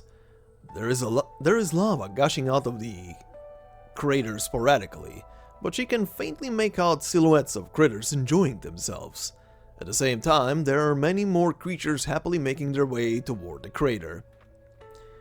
The mountain is covered in a blanket of white wool, almost like clouds have come falling down from the sky and draped themselves over it.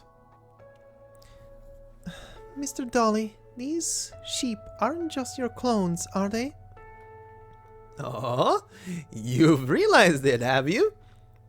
Just as I said, I've met a lot of interesting folk during the long time I've been around. Oh, don't get the wrong idea. They aren't souls or anything. There's no way to keep lives that have been lost. I simply copied how they looked and made all these little ones. It's like a personal collection. I thought you'd like them. That sounds kind of cruel. Look at me talking on and on. I only just noticed that you found the fur too. Yeah, it's been way too long since the last time I saw them. Just then another scar appears on her old, tattered protective gear. I should have guessed. It's an apt metaphor, isn't it? Animals need very thick fur to protect themselves. Same for humans. When I see you standing here like that, it's like I'm looking at those two old friends of mine. I really miss them. Oh, you earn no praise from me for inheriting their exquisite mental. It's just I'm guessing you miss them too. Poor girl. Why can't you just open up and admit it? No need to act tough. You shouldn't keep yourself so on edge either. No one will deny a girl your age the right to feel sad or afraid. You need to learn to not act tough. If you're tired, stop and take a break or cry your heart out. Mr. Dolly, is this scavenger hunt just a game? It's true that it's not really all that mysterious of a puzzle. I just wanted you to have some fun, Adele. I had lots of fun during my time in Siesta. I don't understand. Why are you taking such good care of me in particular? It's simple. A girl as lovely as you is a rare sight on this world. Misfortune may find you often, but you have no less love than anybody else. Actually, I saw you a long time ago, back in Lithuanian. A little girl always earnestly reading her books in the tiny little spire. As the child of two genius academics, many had high expectations of her. She was seen as a gifted caster and scholar. Outstanding, remarkably talented individuals like her are always burdened with achieving results to match their talent.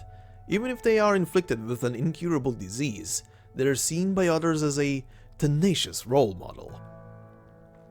Young Adele, has anyone ever asked you what you wanted? Take a look. There are so many people and so many lives all around the world. You know volcanoes like the back of your hoof. Well, there are so many fun things out there besides volcanoes. Why not see for yourself? Thanks, Mr. Dolly. I've had a lot of fun these past few days. I can smell half a lie. Just half, but we'll leave it like this for now. It's nearly time. I really wanted to invite you to come and try lava surfing with me, but the human body is too weak. I'll take you 3 somewhere safe, then I'll have to be ready for the opening of Volcano Paradise. So long, Adele. Thanks, Mr. Dolly. Will we meet again? Perhaps. No, maybe I should say we will meet again for sure. I hope that the next time we meet, I will get to see a truly happy Adele. Promise me this? Yeah. The fluffy creature shakes its body a little, walks forward a few steps, and lightly brushes the girl's cheek with its snout. Oh, I almost forgot. I owe you a reward for finding all 3 things. Mr. Dolly, do you know anything else about the death of my parents? What I mean is, the thing you've been looking for isn't volcano watchers? You've been talking about volcano watchers? Surprise? I thought there used to be a lot of volcano watchers growing on Mount Siesta's hills. They look pretty and they are tasty. That's why the little ones ate most of them up. Then I realized if they kept on eating them, it wouldn't be long before they went extinct. That's why I planted some of them in a secret spot behind their backs. So the volcano watchers aren't extinct yet. That's good news. Then where did you plant the flowers? Oh, just on top of a hill around the back of the volcano. By Volcano, you mean this one? The one that's about to erupt? Yeah.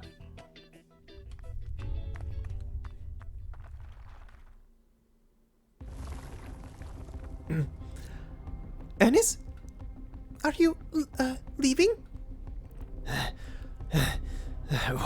Why did you run out here all by yourself? I thought, you weren't ever going to come back. Are you kidding me? When you're on the adventure team, you never work alone. Let's go home. The seawater has risen above their souls, making it difficult to even walk. Hurry! At first the waves were just a hazy line at the far reaches of their vision, but in just the blink of an eye, they are right here in front of them. Ennis tightly clutches his sister as the waves beat against his less than robust back, causing him to stagger. Another taller wave is approaching them. There's no way. Let's try this.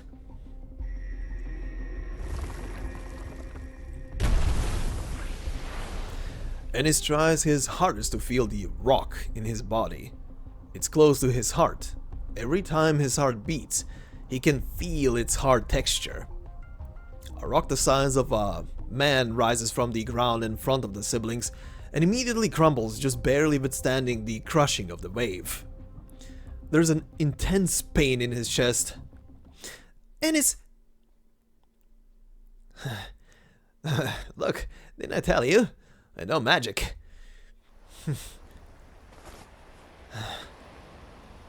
Ennis wipes the blood on his face and pulls his sister so she isn't hurt by the crumbling gravel. Quick, hide behind me.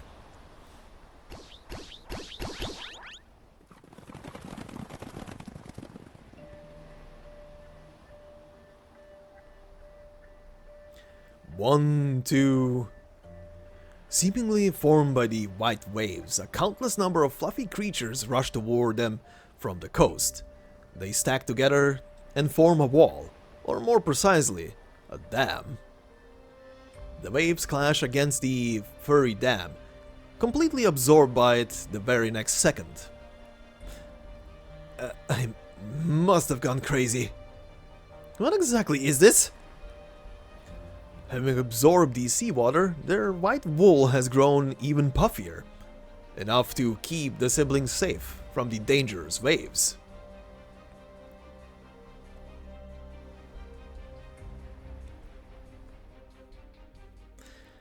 After who knows how long, the ground has finally stopped shaking, and the waves gradually start to calm.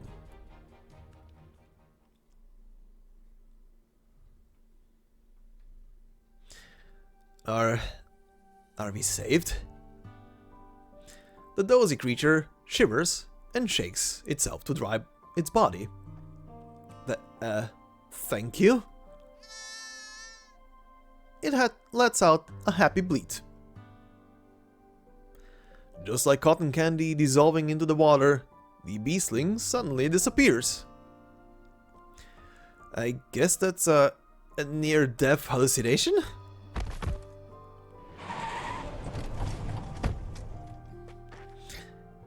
Ennis!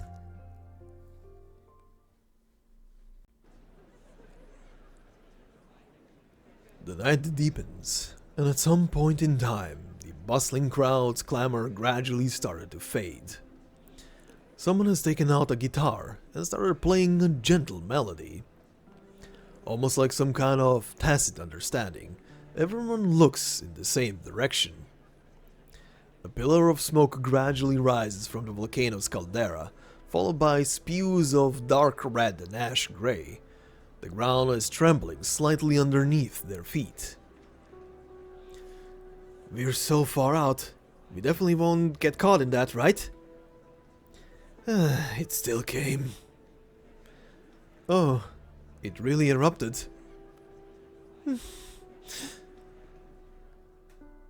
The people in the crowd hold the hands of those around them. Parents hug their children tight, as pedestrians begin to hold their breaths. as though they all finally feel a weight of their shoulders, or perhaps like a giant boulder has finally crushed their hearts. Sighs and quiet mumblings can be heard among the crowd, and yet this just makes the whole street seem even more quiet. This continues for a very, very long time, until the crowd snaps back from the sight before them. I can still recall that back when I was a young boy, my parents would take me to this little hill. It was full of flowers and trees whose names I never knew. There were so many of them, and they smelled so wonderful every spring. My father was allergic to their pollen, so he would wait for us at the bottom of the hill. My mother and I would bend the flower branches and weave garlands. We ran and ran across the hill and waved down to the bottom of the hill. That won't ever happen again. Mr. Tom. It's nothing, girl. I'm just thinking about the past. I used to sell ice cream every day, meeting all kinds of children. Now my children are all in Colombia. They didn't come back home, even for a time like this. Sir, your children are far away. It's possible that they didn't know Siesta's volcano was going to erupt today. They might be on their way, or they could have a package still in transit. I came here because I wanted to build a logistics center that connected all regions and shortened the distance between them. Maybe someday you'll get things from different places more quickly, and your children will know how you're doing that much faster. But we're still a long way away from achieving that. Just now I was thinking that I might be able to do something to help. What's that?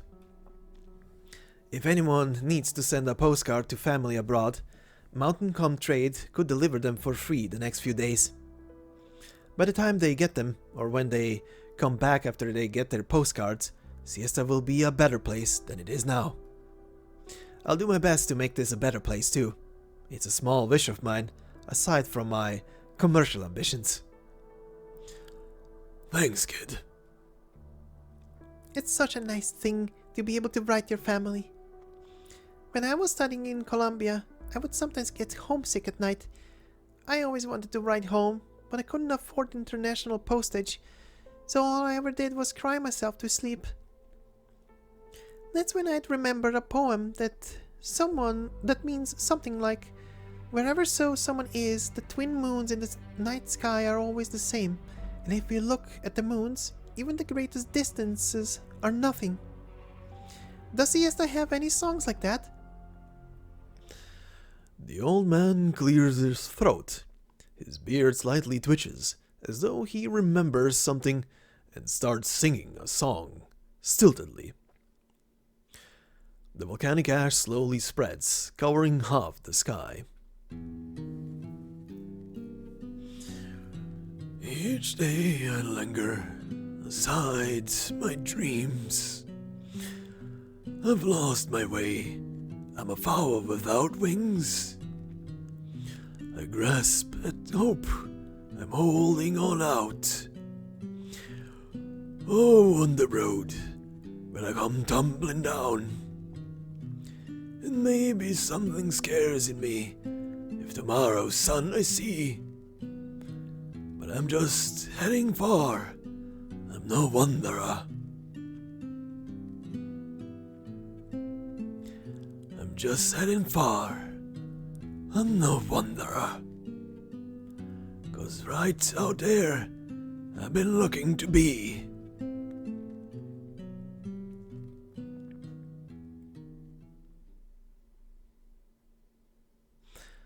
Lady Salon. Schwartz, what are you doing here? I had a few missions for Rhode Island, but I came as soon as I finished with them. It took me forever to find you. I've been searching the crowd for the better part of the day. I have your favorite tea in my bag. I'll give it to you as soon as we get back. And, I also wanted to come back.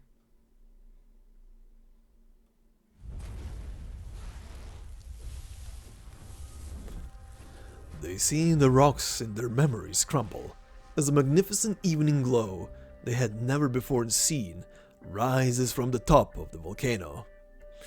A pink smoke covers half of the sky and gradually flutters downward toward the ground. Although they did not see it for themselves, they know a memory that belonged only to them has now been forever buried underneath the white volcanic ash. Am I seeing things? How did the top of the volcano turn white? What are you talking about? I don't see it. Siesta has been wiped out. I think reborn might be the more appropriate word here. I say we remember this day forevermore. How about we call it the Volcano Festival? Sweet, peaceful dreams to you each evening. Not a worry, not a sweat. For what's gone is gone, and the future will come. The sun will rise tomorrow. Happy days. See you, Siesta. See you, Siesta. Don't be sad, Lady Salon. Tomorrow is a new day. Right. Tomorrow is a new day.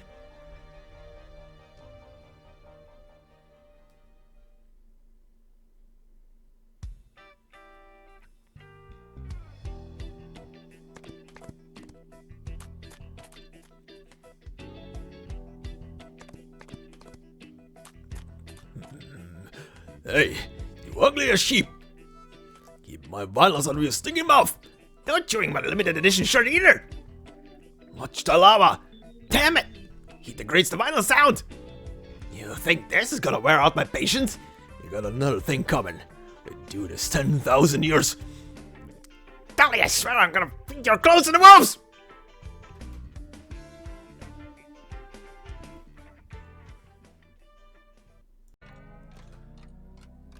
And we shall proceed to our final... Sorry, the penguin. That goddamn penguin. I love that bit at the end. It's great. Anyway, we shall proceed into our Jesus final cutscene of this. SD-3. Sunny day. Another sunny day in Siesta.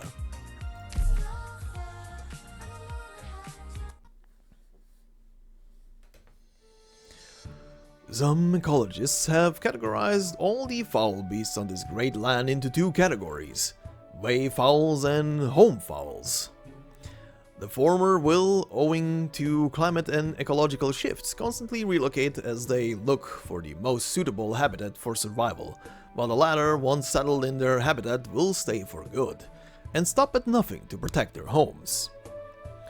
This biological theory was later borrowed by historians to suggest that all conflict between the races on this continent stems from the differing views between those who can only live in one place and those who drift nomadically. Afterwards came yet another supplementary addition to this viewpoint.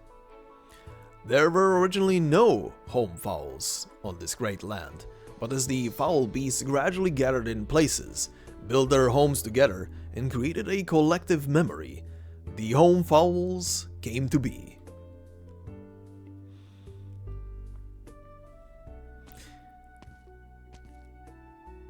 I won't miss it this time. According to the route on this map, Siesta is just right over this peak. Siesta is right here. She looks all around her, but only snow fills her vision. Where am I?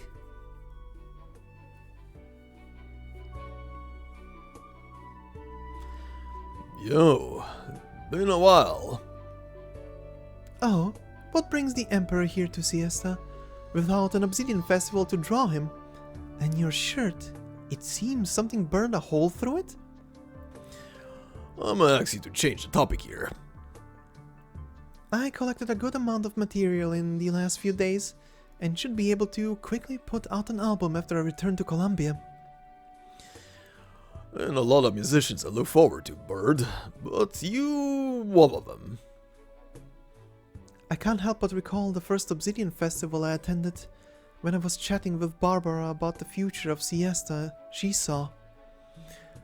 If one day when this city leaves a volcano and Obsidian, leaves the charming scenery and coastline, just what will remain of it? She said that music is a kind of carrier, but the most important carriers are actually the people living here.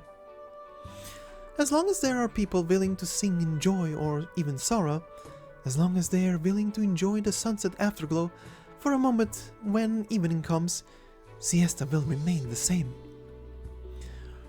Young people can't get all hung up on nostalgia. Makes the music stale. That's a little too harsh, Emperor. Even in our fleeting lifetimes, you can feel lost if you don't occasionally look back at the path you've traveled. You have to look back from time to time to see if you've left anything precious behind on the road. Now that all the past is done being buried under that volcano, how's about an Obsidian Festival 2.0? Just so happens I got me some investment plans. If we want to revive it, should we come up with a new name too? Volcano Festival? That seems a bit too obvious. Oh, right. I did see an adorable creature on this trip. How does Marshmallow Festival sound? Damn, Bird. Your taste ain't 1,000th as good as your music.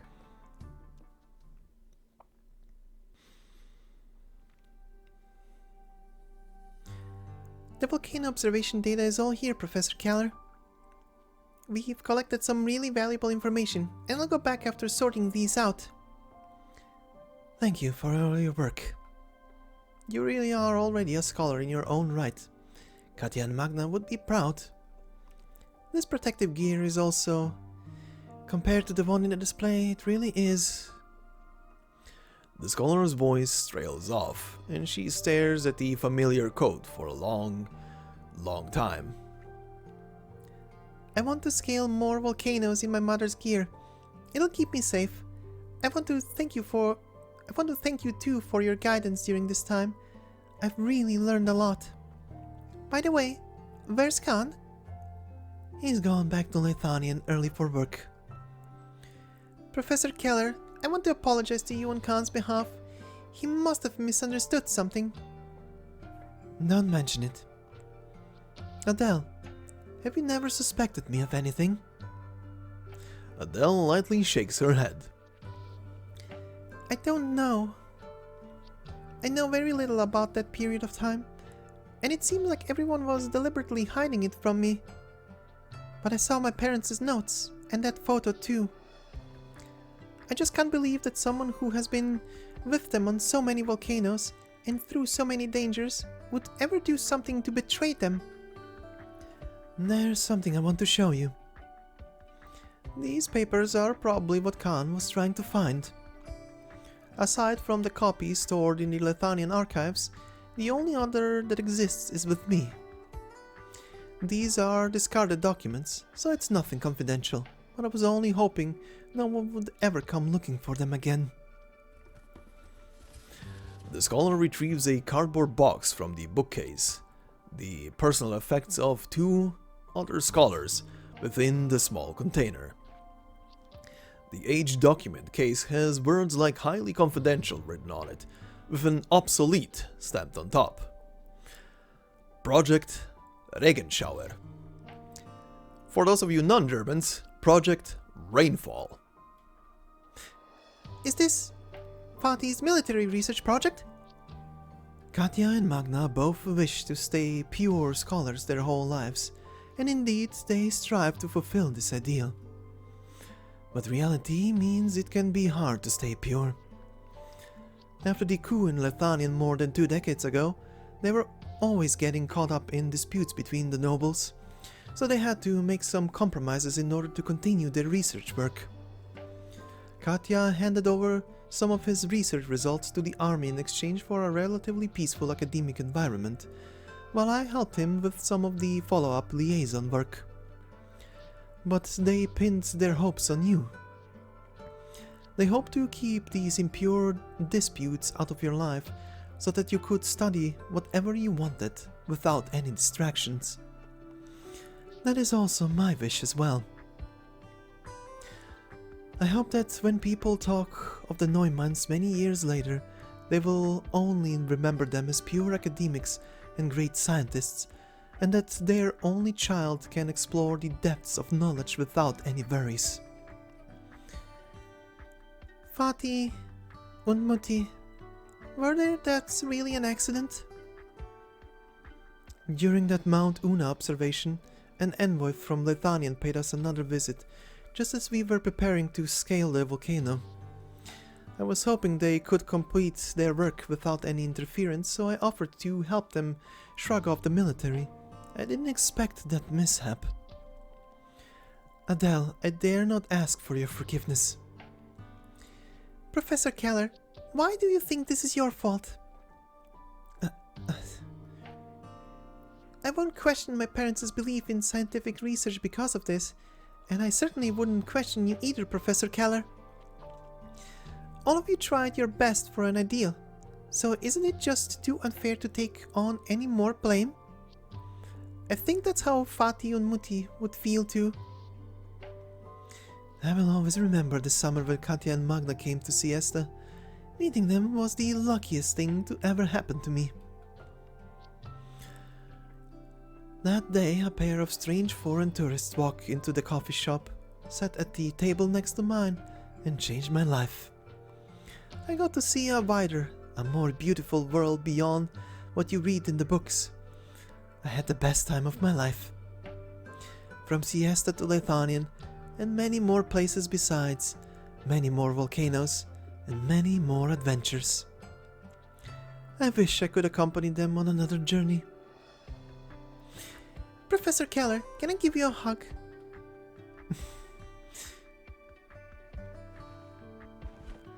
The scholar takes the girl into her arms, gently resting her forehead against hers. Professor Keller, can I stay here for a while, just by myself? Of course.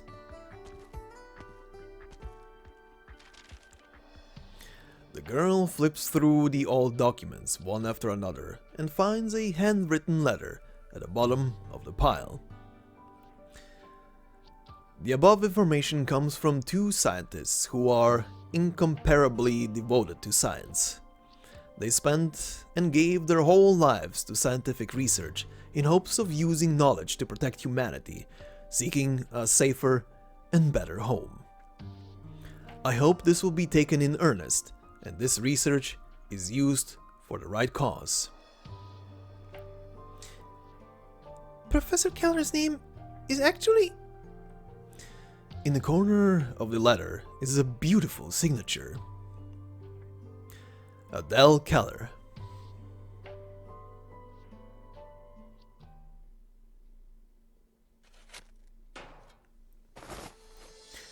Liv! Lay back and don't move. How's Liv? Calm down, she's gone home. That little one was scared out of her wits, but suffered no real injuries. You're the one that needs worrying. Good. That's good to hear. The young man drops back into his bed in relief. Just how many days was I out for? 3 whole days. Your mom and even your siblings came to visit you every day. Do you know just how worried they were? Spare me your lecture just this once, Dr. Salon. I was also saving someone, right? I'm so ready to lecture that little sister of mine. Still trying to hide it? Do you think a doctor wouldn't be able to tell? You've got some nerve to actually study arts in secret. Do you know how high your blood originium crystal density was when you were revealed in here? Is this treatment, expensive? Huh. Even if you were to get a job at Rhode Island, I estimate it cost you a couple of paychecks. I guess I really have no choice now. But speaking of which, I'm currently preparing to establish a treatment center for infected people here in Siesta. I'm just starting up, so I'll need plenty of helping hands. Would you like to consider staying to help me out? Dr. Salon, thanks for the offer, but I already made a deal with my family. I won't be staying in Siesta for a while. If it's possible, I'd rather take a look at that land ship you mentioned that goes to many places. Even if they aren't by my side, family will always be family. I can try to live for myself and do what I really want to do. I also want to see the sights that my dad has seen. Being an explorer sure sounds like a pretty cool job. What's that sound? Oh, it must be Swire's construction crew. She really moves fast. The ink on the contract probably hasn't even dried yet. White volcano. Dr. Salon, I have to head back first. I'll pay my bills later.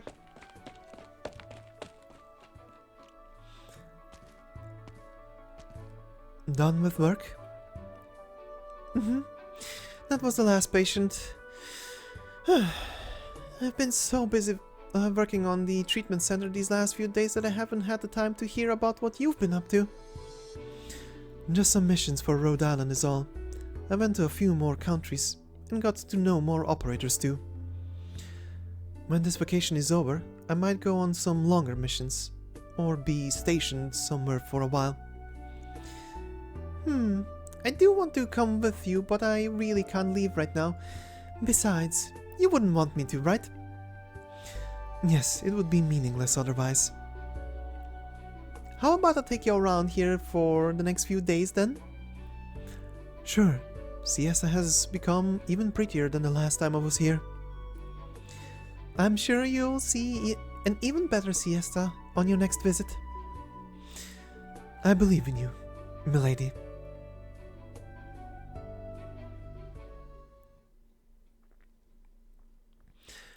Autumn hasn't yet to fully arrive. The sunlight is still warm, but the weather seems to suddenly cool down considerably. There seems to be more people playing in these streets, and a few surprising cues leaking out of some shops. Please don't tear it down, not yet. At the very least, let me have one last look. Ennis, aren't you supposed to be in a hospital bed? Did they already tear down the white? Ennis spots the brand new signage at the shop entrance before he finishes speaking. In addition to replacing the damaged light bulb, Harley has also added a little doodle herself. 3 marshmallowy sheep, 1 big and 2 small. Who said renovation meant to tear down? They're going to build a new water park here. Water park? Then what about the logistics center? I heard that City Hall redid their plans, and since Siesta still needs to retain some of our tourist attractions, this street is one of them. Paliper wrapped up and sold several of his shops to a foreign group, saying an investor felt that the previous events had a pretty good reception, so there's money to be made in building a water park here. So our little shop might be able to stay open for a while longer. We went all through that, and in the end... Mom, whose car is that? Oh, someone who came to the shop a few days ago. That rich girl, she parked it here. A brand new pickup truck in pure white is parked in front of the shop, with a small note pressed under the wiper. Helping a friend with some minor troubles. That lady sure loves to act cool. Thanks a bunch. Meanwhile, in a completely different place... Hello, Mr. Adams Swire. As always, I first wish you good health. Then, I've won this time.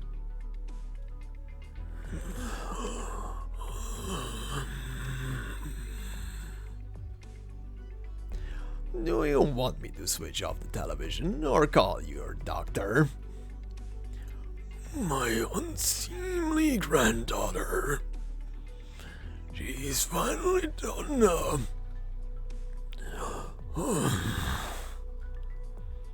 How many years has it been since I saw a face like that on you? I should have called Lynn over too. Don't act cocky.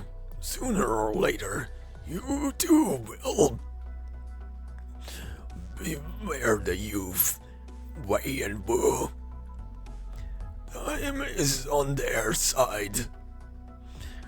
They will always one day stand up to us. I can't wait to see when she sends one to you. Neither can I.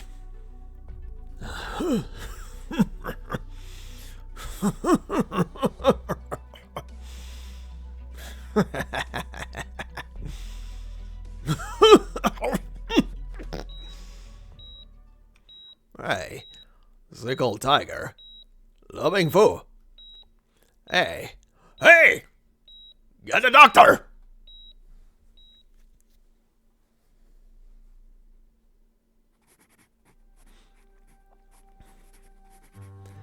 Dear Mutti und Fati, I hope the both of you are doing well. I'm doing fine myself. I came to Siesta and had an unforgettable summer. It's very different from the ones you two have seen, but it's still a very interesting city. I climbed up Mount Siesta too. I successfully completed the observation and obtained some really valuable research data. I met one of your old friends here. No, I should say I met two of them. They told me many stories about the coffee shop encounter, that one time with the sulfuric acid pool, the stories that happened in the laboratories, and all kinds of things I've never knew about you both. Things that happened when both of you were younger. And the other person told me that the past isn't truly over. They're always by your side, in one way or another. I have even more reasons to believe it now, after going through a magical experience. Maybe some parts were made up, but I'm willing to and hope to believe in them, just like the bedtime stories I used to hear.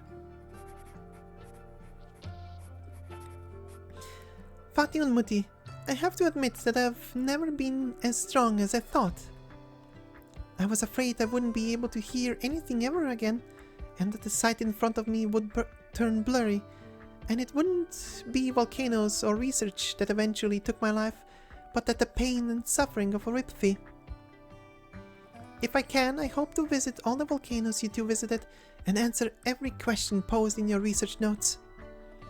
I want to take a chance and try going on a boat ride in a sulfuric acid lake, pretending to be a tiny stone burning in the lava.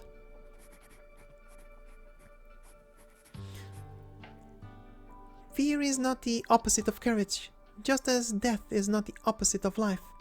I'm passionate about researching volcanoes, just as I am with my life. Or maybe I should come up with a much merrier way of going about this, but is it too late for me to understand all of this now? Actually, I have no idea where to send this letter. I just wanted to let the two of you know. I'm doing fine here.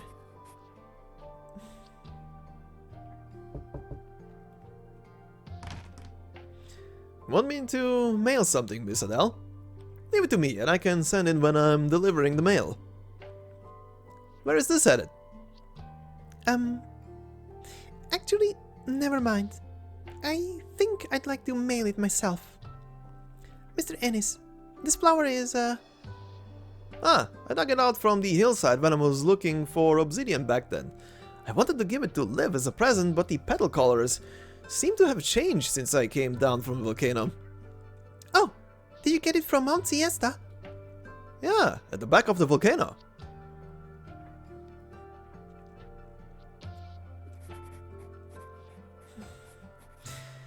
By the way, the thing you originally came to Siesta for?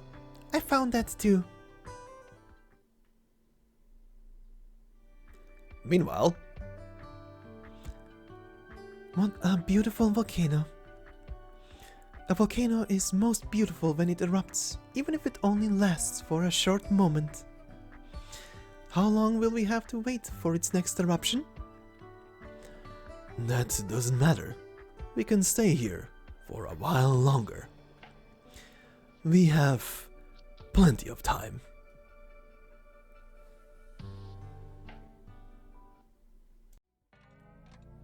Alright, and now before we proceed into Ennis's full operator record, let us quickly rattle off the EX stages and the titles. First off, stage number 1. Roses are gold. As close as gold during the day, as mesmerizing as roses in the sunset. EX2. Traveling light. Swim across the hot spring's many fluffy clouds. EX3. Dirty old town. A pool of clear water can't wash clean this dirty street. EX4. Sailing. The sky is high and the clouds are distant. It's time to get going and bring your soda. EX5. Time in a bottle. Pour yesterday's song and tomorrow's journey into a cup and swirl them into today's wine. EX6. Cotton fields. After flowers and leaves rot into the ground, the year sets along with the sun. EX7. 500 miles. When she returns, she sees only pure white volcanic ash. EX8. Evergreen tree. The past is evergreen, and things never seem to change. And that's our EX stages. With what I believe is the... sadly I cannot remove the stages, so you can see it better, or we can all see it better. Yeah, Fashion Street in the background, which is a very nice detail, and seeing it in actually its full glory and everything is kind of very nice. Anyway, we shall now hop over into the operator record for Ennis. Alright, and here we are at Bryophyta's aka Ennis's operator record. So then, let us proceed. Titled Day and Night at Fashion Street. Summer ends with a song, but time treats all equally. They'll grow up on their own, bit by bit.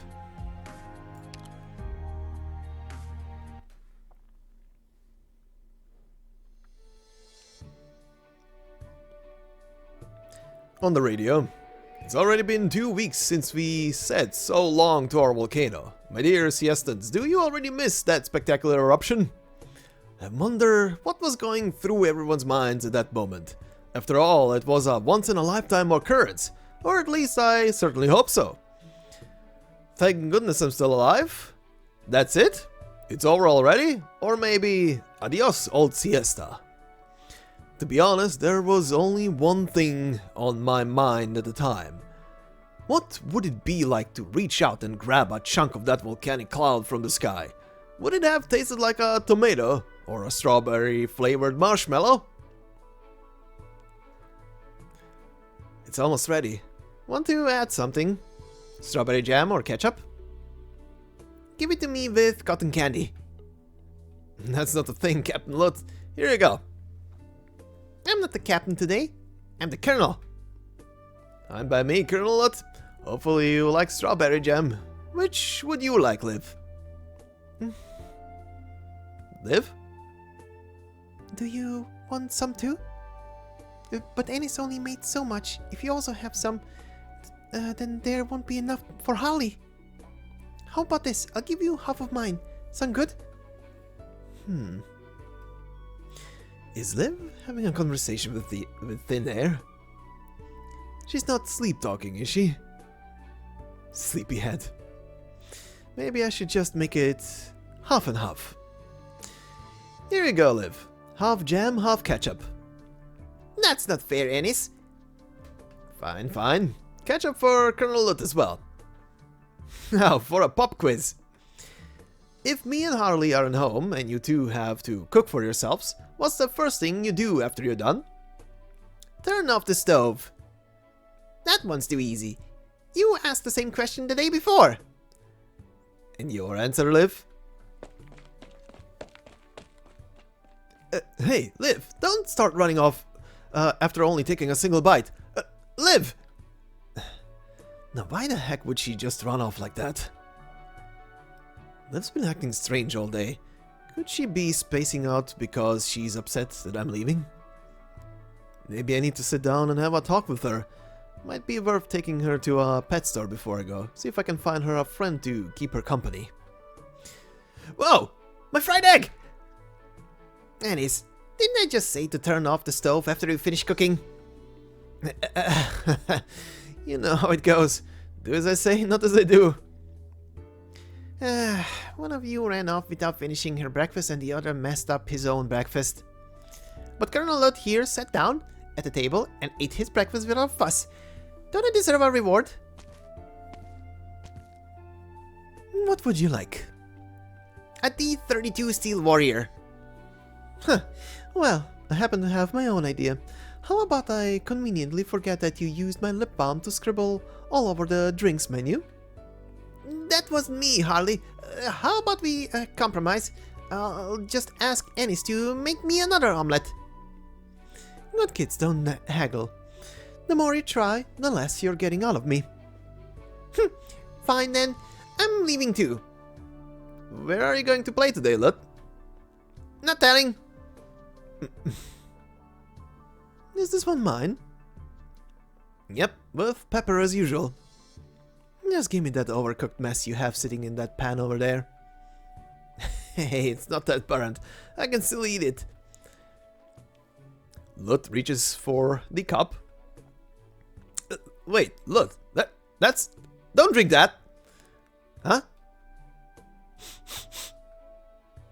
Harley, how many times have I told you not to leave leftover drinks on the bar? The kids aren't... Yeah, a sip or two of orange ale's not gonna kill them. Stop being such a worrywart. You've turned into more of a mom than me lately. People who can't take it easy before the big day can't possibly become globe-trotting explorers. That's a completely different issue. Musicians before a performance don't have the time to worry about other people having their strings on right. Sort out your own affairs before worrying about us. You'll be leaving in a few days. Have you figured out the work situation yet?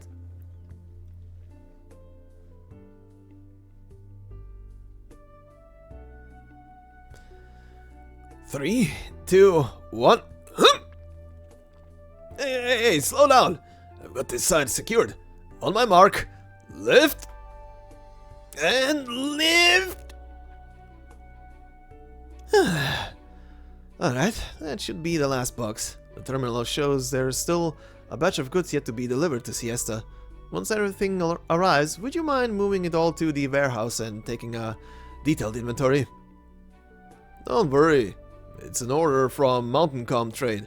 As long as there's money to be made, you can count on me. Oh, but a whole bunch of urgent shipments have been coming in recently. Without you to split the workload with, I might be out making nighttime deliveries. So, Ennis, are you absolutely positive about leaving Siesta? I made up my mind. Sure didn't see that coming. Guess that means the journey to revitalize Siesta's tourism industry is short another pair of capable hands. Come here, give me a hug. Have a safe journey. What's with all the touchy-feely stuff? It's not like I'm never coming back. You're an old friend I'm used to meeting every day. Of course I don't want to see you go. Must be even harder for your family though, seeing how tight you all are. We only just finished sorting out Fashion Street's grand renovation, and now they have to say goodbye again. It truly is just Harley actually didn't make much of a fuss over it. She was kind of a free spirit when she was younger, so I figure she wants me to go out there and take my shot. As for the siblings, it might take them some time to adjust. It's been on my mind the last few days too. Is there anything I can leave for them?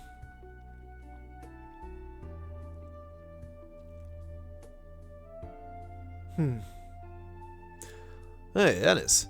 That kid walking down the road talking to herself. Is that your sister? That she is. Strange. Let me go and take a look.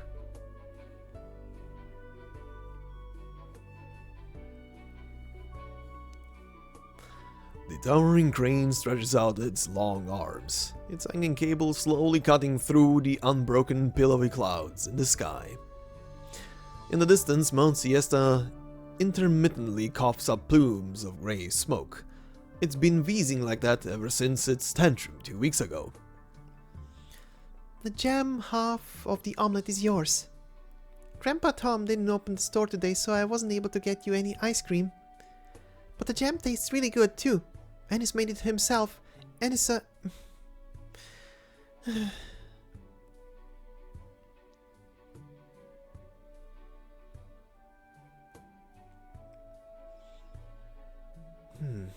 Liv? Why'd she come out to the undeveloped plot again? She ran over here by herself when the volcano erupted. Could the tsunami back then have given her some sort of trauma? No, she'd be avoiding this place then. It's closer here, and I can almost hear her clearly. I hope she doesn't notice me. Huh? She seems to have some sort of furry creature with her? Is that what Liv was talking to this whole time? The cheerful creature is just happily om-nom-nomming. This is a little clay doll that Ennis made for me. She has curly hair and a tiny flower tucked behind her ear. Do you think she looks like me? Ennis said he made her with magic. He's a liar. He doesn't know any magic. In the storybooks, magicians have all sorts of mystical, amazing powers, and they definitely never get sick. The cheerful creature grunts in dissatisfaction. Huh? Are you saying that even magicians can get sick? Then I'd rather Ennis not be a magician. I just wish he never got the stone disease. The creature grunts softly. The doctor lady said that it isn't that serious, but he ended up sleeping in the hospital for 3 whole days back then. I heard from the adults on Fashion Street that people who get stone disease slowly turn to rock, and then they can't move or talk, and end up turning to sand and blowing away with the wind. I don't want that to happen to Ennis. The creature nuzzles up closer. Lately, he's been acting really strange. He seems so nervous. Do you think it's because of the oropathy? Good thing he'll be leaving soon. To this ship called Rhode Island. The creature grunts in confusion. Of course not. Of course I don't want him to go. But Harley said there's lots and lots of amazing doctors on that ship, and I'm sure they'll find a cure for Ennis' stone disease. As long as he gets better, everything will be okay. As for Fashion Street, you and Harley will be with me, right? Yeah, that's right. And that dummy Lut. We can all wait for Ennis to come back together. The creature nods.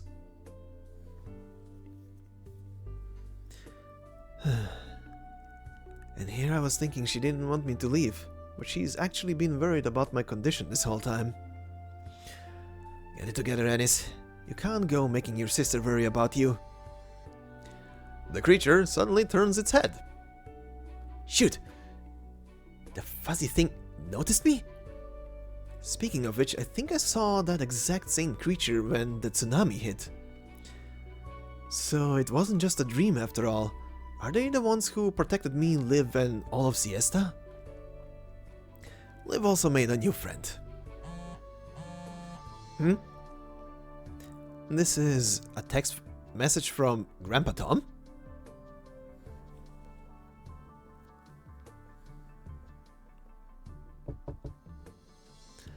Grandpa Tom! Grandpa Tom? Sure, pipe down! I'm up here, on the awning. Look up! What are you doing up there? You sent so many exclamation marks, I thought this was urgent. You didn't open the shop today either, so I was fearing the worst. Not my fault you've got an overactive imagination, brat. I've got plenty of life in me yet. Now cut the crap and get up here already. Huh? What for? You'll know when you get up here, you stinking rascal. Alright then. What's the big deal about this awning anyway? Sure you didn't invite me up here to catch some afternoon siestans rays. Look over there. Hmm? Isn't that little boy...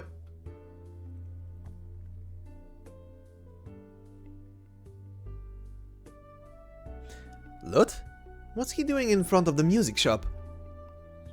Working. Been seeing him a lot lately. Seems like he's helping attract customers. Working? Him of all people? Now that I think about it though, I haven't seen him much lately. And he's been pretty tight-lipped whenever I ask him what he's been doing. I was wondering. Is it because he doesn't have enough spending money? Don't tell me he's saving up for that D32 Steel Warrior. Oi, oi! You're the older brother, aren't you? If you wanna treat them like your own kids, you'd best pay attention to how fast they grow. How fast they grow? Uh-huh. The boy seems to have taken an interest in musical instruments, as expected of a kid who grew up on Fashion Street. The music shop's owner mentioned to me that he was asking about the price of a guitar, and said he wanted to learn. Seems like the guitar skills Harley keeps under wraps these days have finally been passed down. But he's too young for that. If he really wants to, he could have just asked me. I'll talk to the shop owner. Oh, you blockhead! Don't put a damper on his enthusiasm.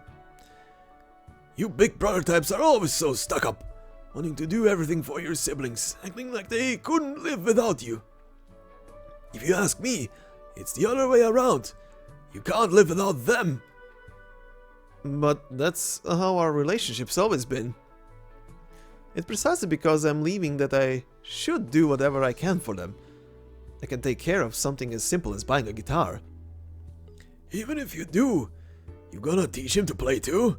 And if you can manage that, why not learn for him too while you're at it? Might as well make his musical dreams come true in his place. Huh. If you put it that way, I suppose Liv has her new friend, and Lut has something he wants to do. Maybe they really don't need me as much as they did before. All of a sudden, it feels like my heart's breaking. No matter how reluctant you are to let go of the kiddos, time waits for no one. Like it or not, they'll grow up sooner or later. They'll decide on a direction for their own lives, just like you're deciding to leave Siesta now. But I don't want to miss out on seeing them grow up either. Look at the way Lut is introducing those products to tourists, all serious and stuff. Doesn't he remind you of someone? Who? Back on the beaches of old Siesta, a certain young'un is selling bottled soda to tourists whenever he went. It's true that you might not be able to be with your siblings in the days to come, but during your time together, you've left a subtle mark on how they think and act. As they grow up, the memories you all made in the White Volcano will accompany them in your place. Our memories. The White Volcano. I think I get it now. So that's why Harley was so opposed to tearing it down before. That said, you were a way smarter kid than Lut. I mean, you'd secretly swap out all of the condiments at the barbecue shack to spicy ones, and then stand around peddling your ice-cold sodas like you did nothing wrong.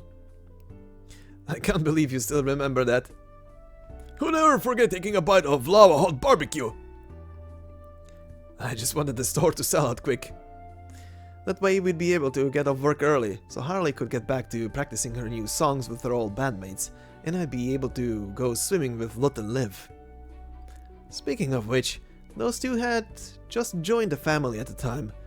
Their tiny little hands couldn't even hold onto the floats, so I had to strap the floats to their backs, so they could flop around in the shallow waters while holding onto my arms. And in a blink of an eye there... Time sure flies, doesn't it? These are all our family memories. Thanks, Grandpa Tom. I'm gonna head over to the water park construction site real quick. I finally figured out what I want to do before I leave. Young folks sure have a lot of energy. I remember when you first came to Siesta. Just like Ennis, you seemed like an endless bundle of energy. So, what do you think of my choice of words? The door handle of the cold drink shop slowly turns, and the door begins to open. A woman walks out of the shop and looks at the old shopkeeper leisurely basking in the sun on the awning. Spoken like a sage. I'd expect nothing less from Tom, the man older than Fashion Street itself. What are some minor family troubles to him? Thanks to your notes, I didn't make a total fool of myself. But if you had everything all figured out, why not talk to Ennis yourself? Why make an outsider like me give him that push on the back? Good question. You were actually in a pretty good mood when you said goodbye to Chuck. Drinking and singing just as always. But it's totally different when it's your son's turn to leave the nest. Don't know if it's because you're a mother or maybe you should have swapped places with Chuck, who's out there living his best life. As if. My traveling days ended the moment I became a mom. I owe you a glass of something nice. Then let me try your new creation, the Cotton Sunset. Mind a little chili powder? Wouldn't have it any other way.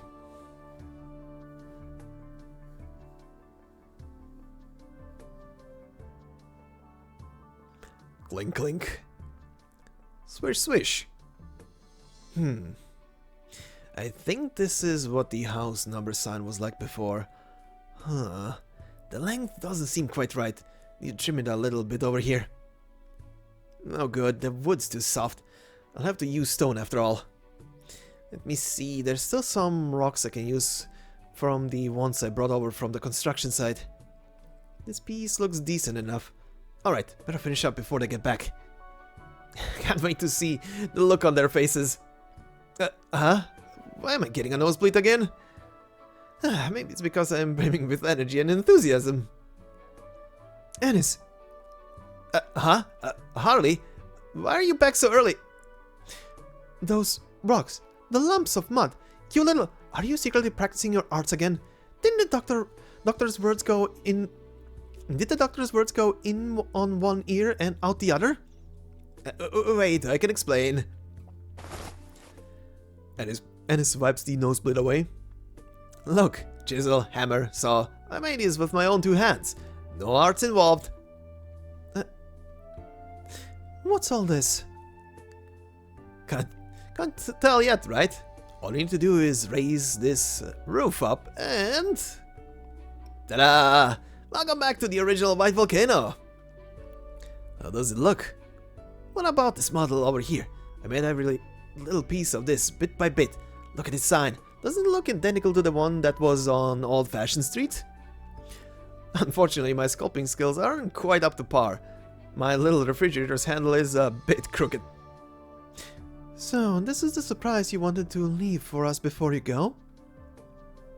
It isn't something I made alone. It's not done yet. It's still missing a few of its most important parts. The rest needs to be finished together as a family. This is for you. A clay doll? Is this supposed to be me? What's with the fro? It was originally supposed to be braids, but I accidentally lopped them off, so I figured I might as well change it to a fro. Besides, didn't you have that really puffy hairstyle when I was a kid? I always thought it was pretty neat.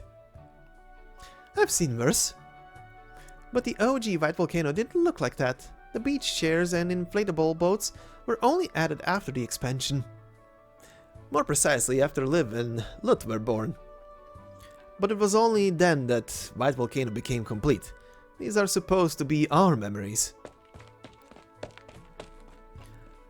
We're back! Huh? What's that? It's a mini White Volcano. I made a miniature of it.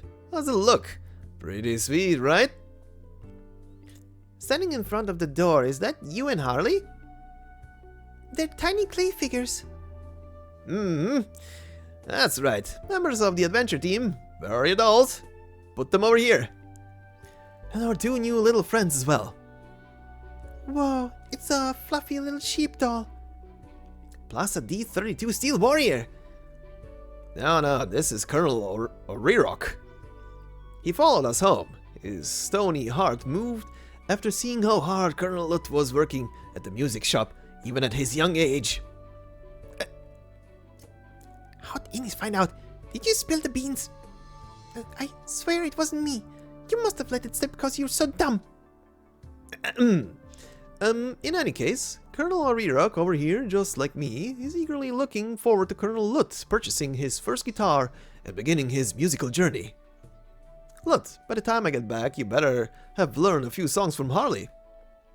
Hey, I never agreed to teach him. Guitar? What guitar? Huh? Didn't you go to the instrument shop because you wanted to buy a guitar? I guess Ennis is even dumber than you are, Lut. I think you should just tell him. The young boy shrugs, takes a small wooden box from his little backpack, and places it in Ennis's hands. Upon it is a neat array of smooth metal sheets, its end tapering off in a beautiful arc, just like the waves bestowed upon the beach by the ocean. On the box's surface is the white volcano logo, drawn with colored pens. Pasted next to it is a pink fluffy sheep, looking like it's about to eat it in one bite. This is a kalimba? Are you giving it to me? This was the deal between me and the shop owner. Liv here drew the logo. Ennis hugs the two. Hey, Ennis, too tight! Lut, Liv, thank you so much. Wonderful. Looks like Lut and Liv know you well enough to understand that you're a musical dunce Who can barely even play the kalimba. Harley, can we not kill the mood vibes for now?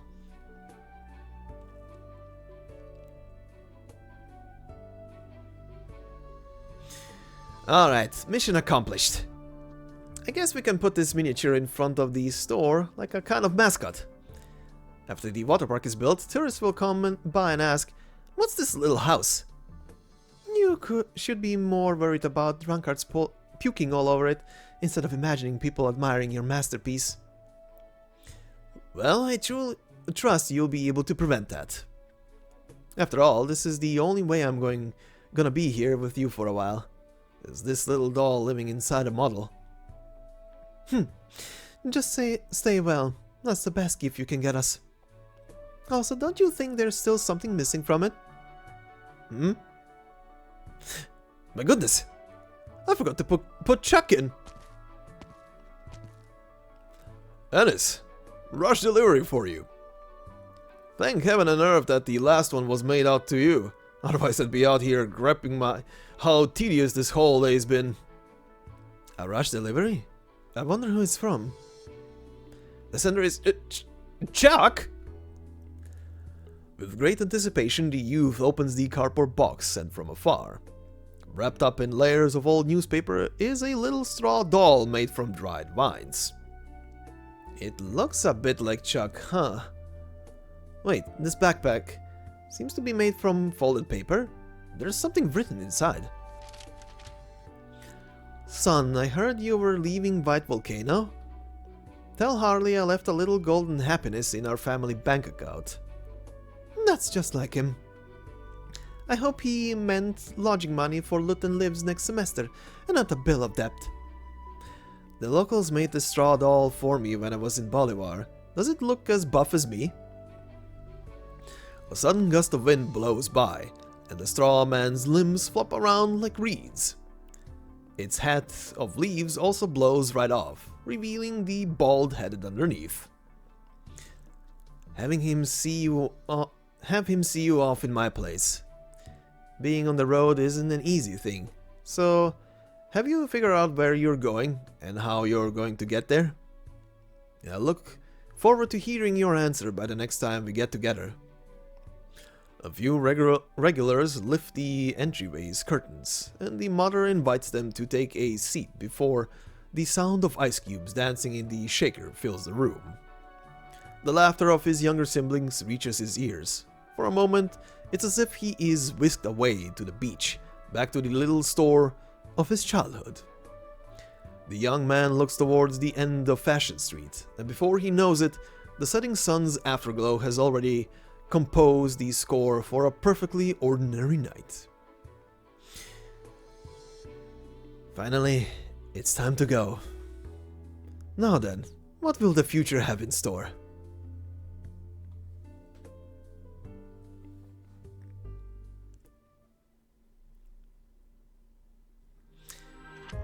That was a very sweet one, not gonna lie. This family, amazing.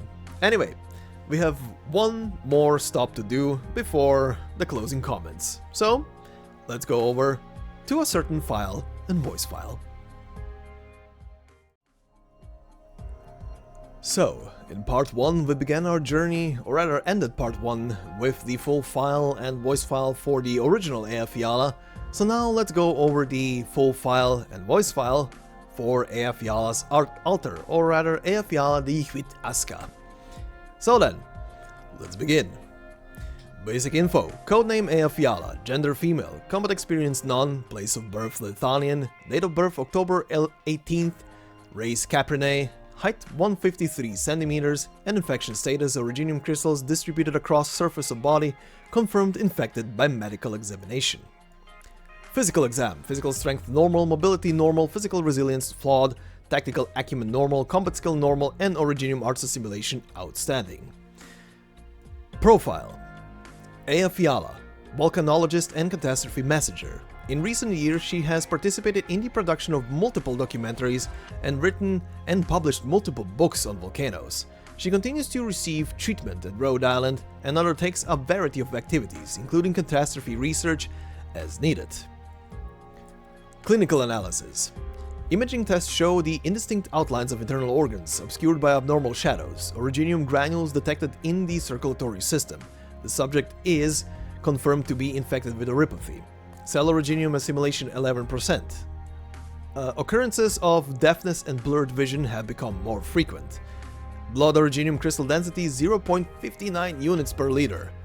With Rhode Island having brought her condition under control, operator Eyjafjalla's blood originium crystal density has not seen a significant increase. Dr. Keller, my numbers haven't gone up. I'm not lying. We can't delay this field survey. Please, believe me. Archive file number 1. After returning from her trip, Eyjafjalla slowly recounted to her fellow operators all her experiences during her time away. And when telling those stories, each and every piece of volcanic rock has an interesting factoid behind it. Rocks with lots of holes can float in water, and sometimes even make noise. The distribution of obsidian is closely related to magma activity, and their hidden lusters has other meanings to it, etc.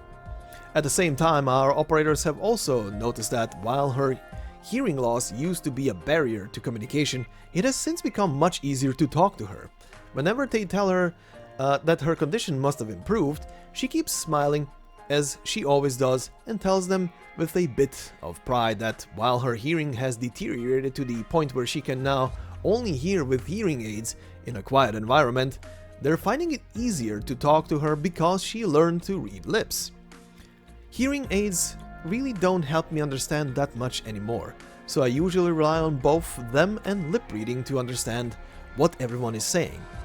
Is it that hard to tell if you're not watching for it? Sometimes after I tell others about my condition, they start to look at me kind of differently. It's not that I want to be treated differently or earn anyone's sympathy. All I really need is for everyone to interact with me as usual.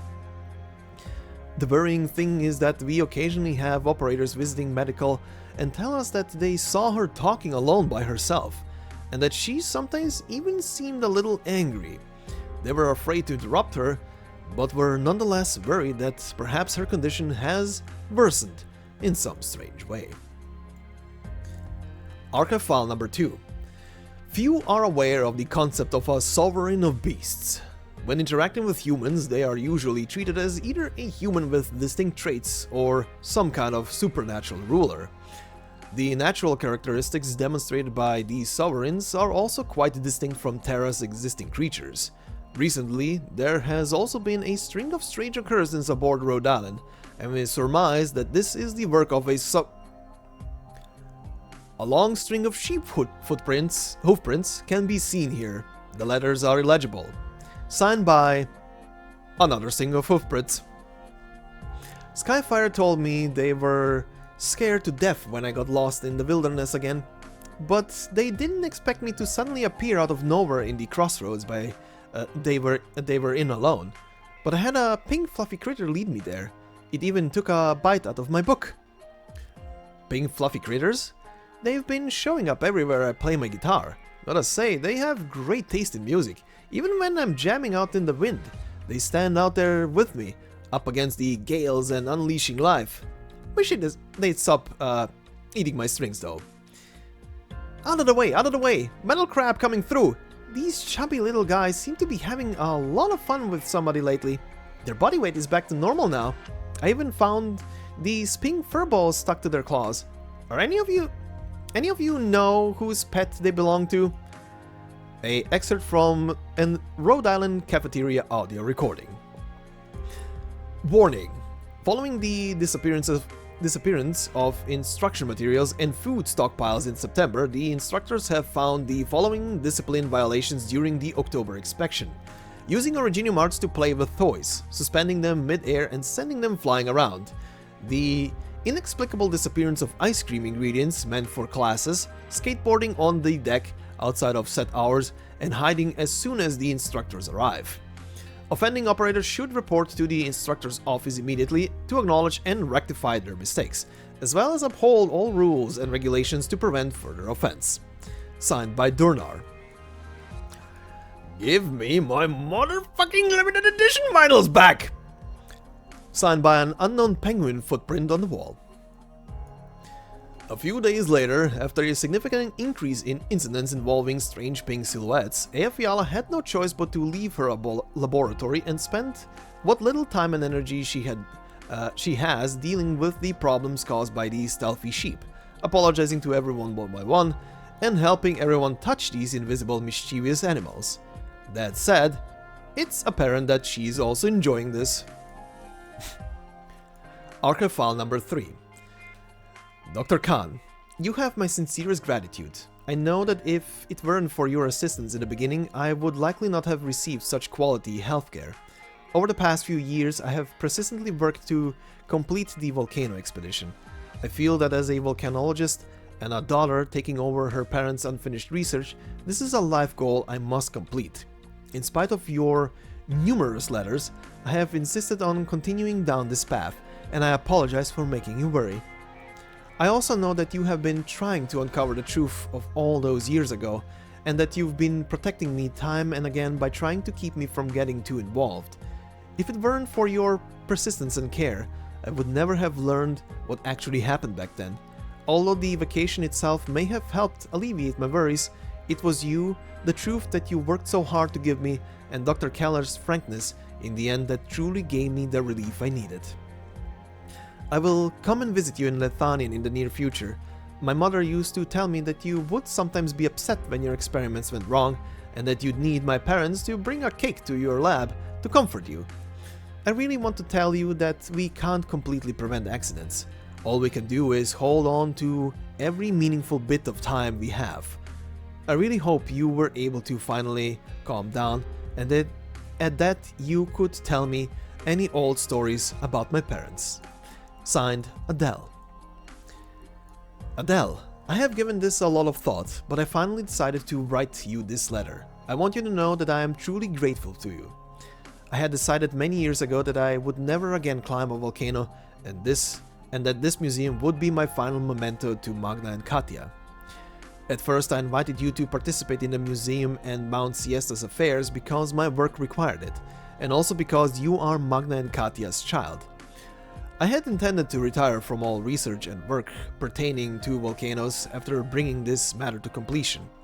I couldn't face you, nor could I face Khan's question. I had been wondering, if I'd chosen to make them stay as well, would they have not been caught in that pyroclastic flow and lost their lives? However, I never expected you to have never questioned my involvement nor resented me. I'm sorry, Adele. I was too harsh on you before, and it was partially because I was afraid I'd be reminded of the time I spent with your parents.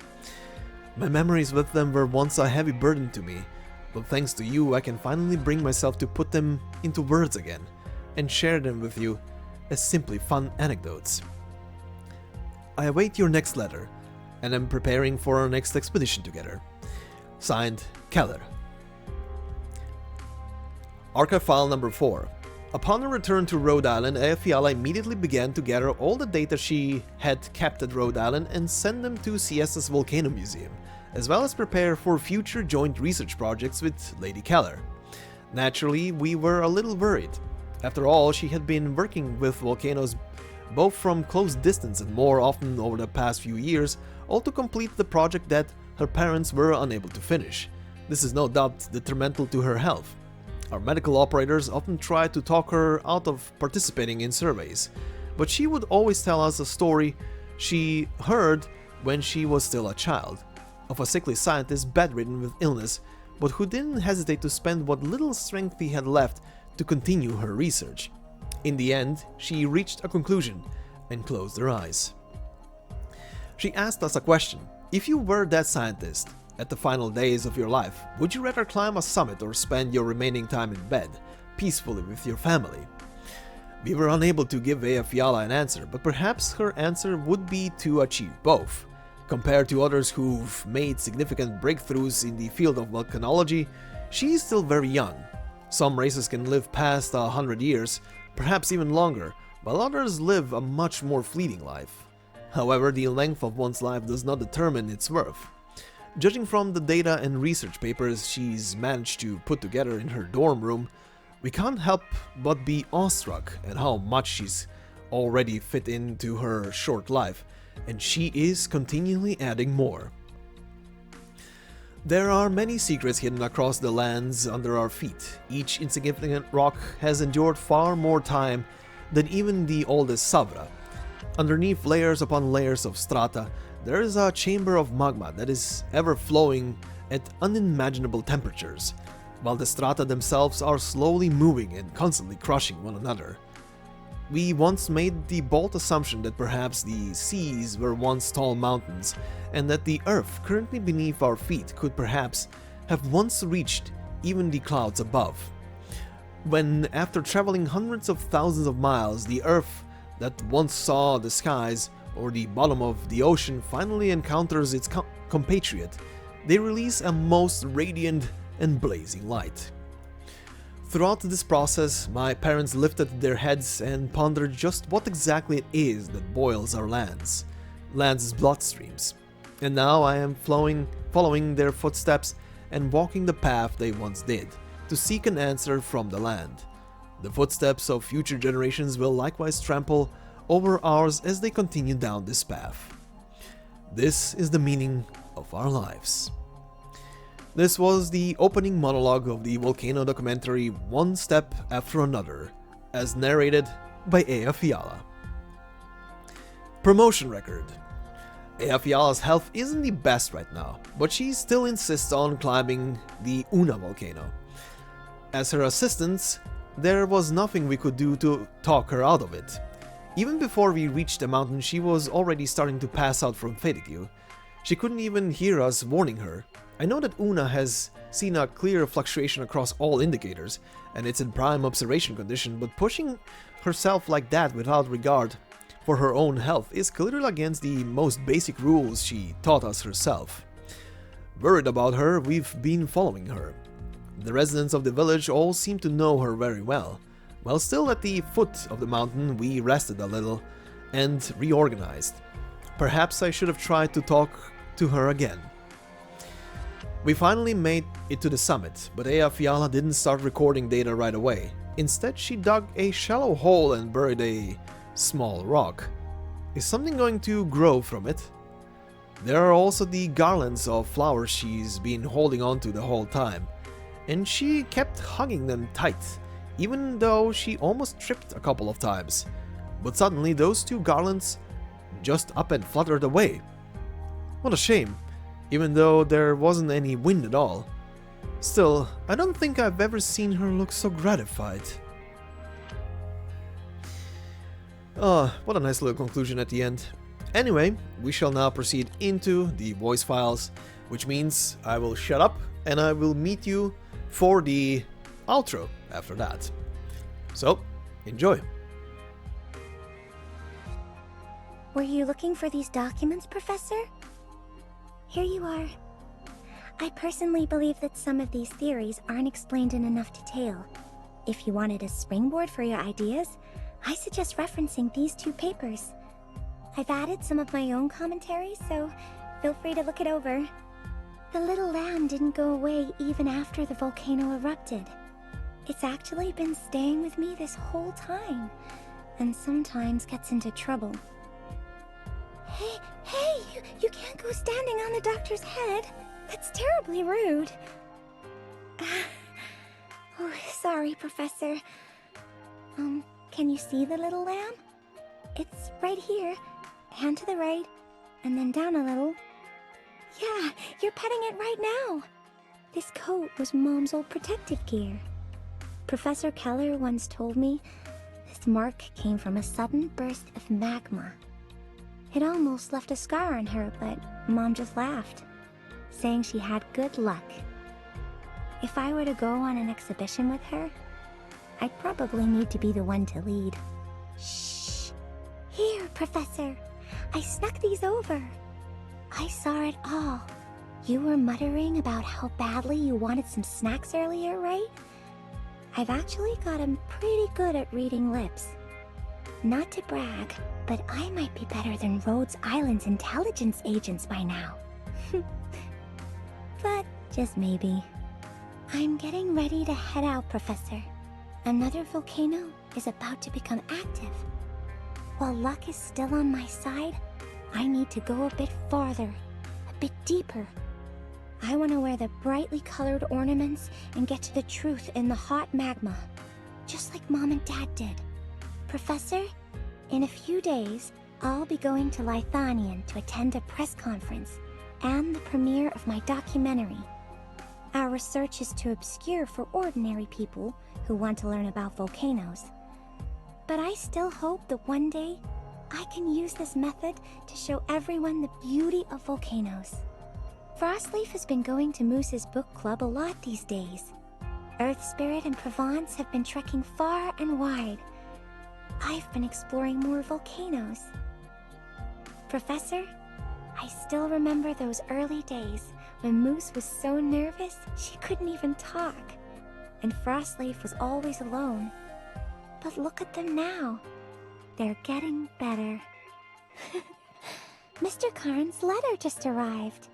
He said he's really mad that Professor Keller and I went rowing on a sulfuric acid lake without protective gear. Mom and Dad did crazy things just like that before they had me, and they didn't bring Professor Keller along. So this time, I took her with me. One moment, Professor. I'm changing out my hearing aid battery. You're... Did you forget, Professor? I can read lips now. Besides, the sign you want should be like this. Then this. What you just did was, I have been suppressed by the volcano. Even without my hearing aid, I can still pick up the little sounds of Professor's breathing. Professor, I'm back! And I brought some souvenirs for you.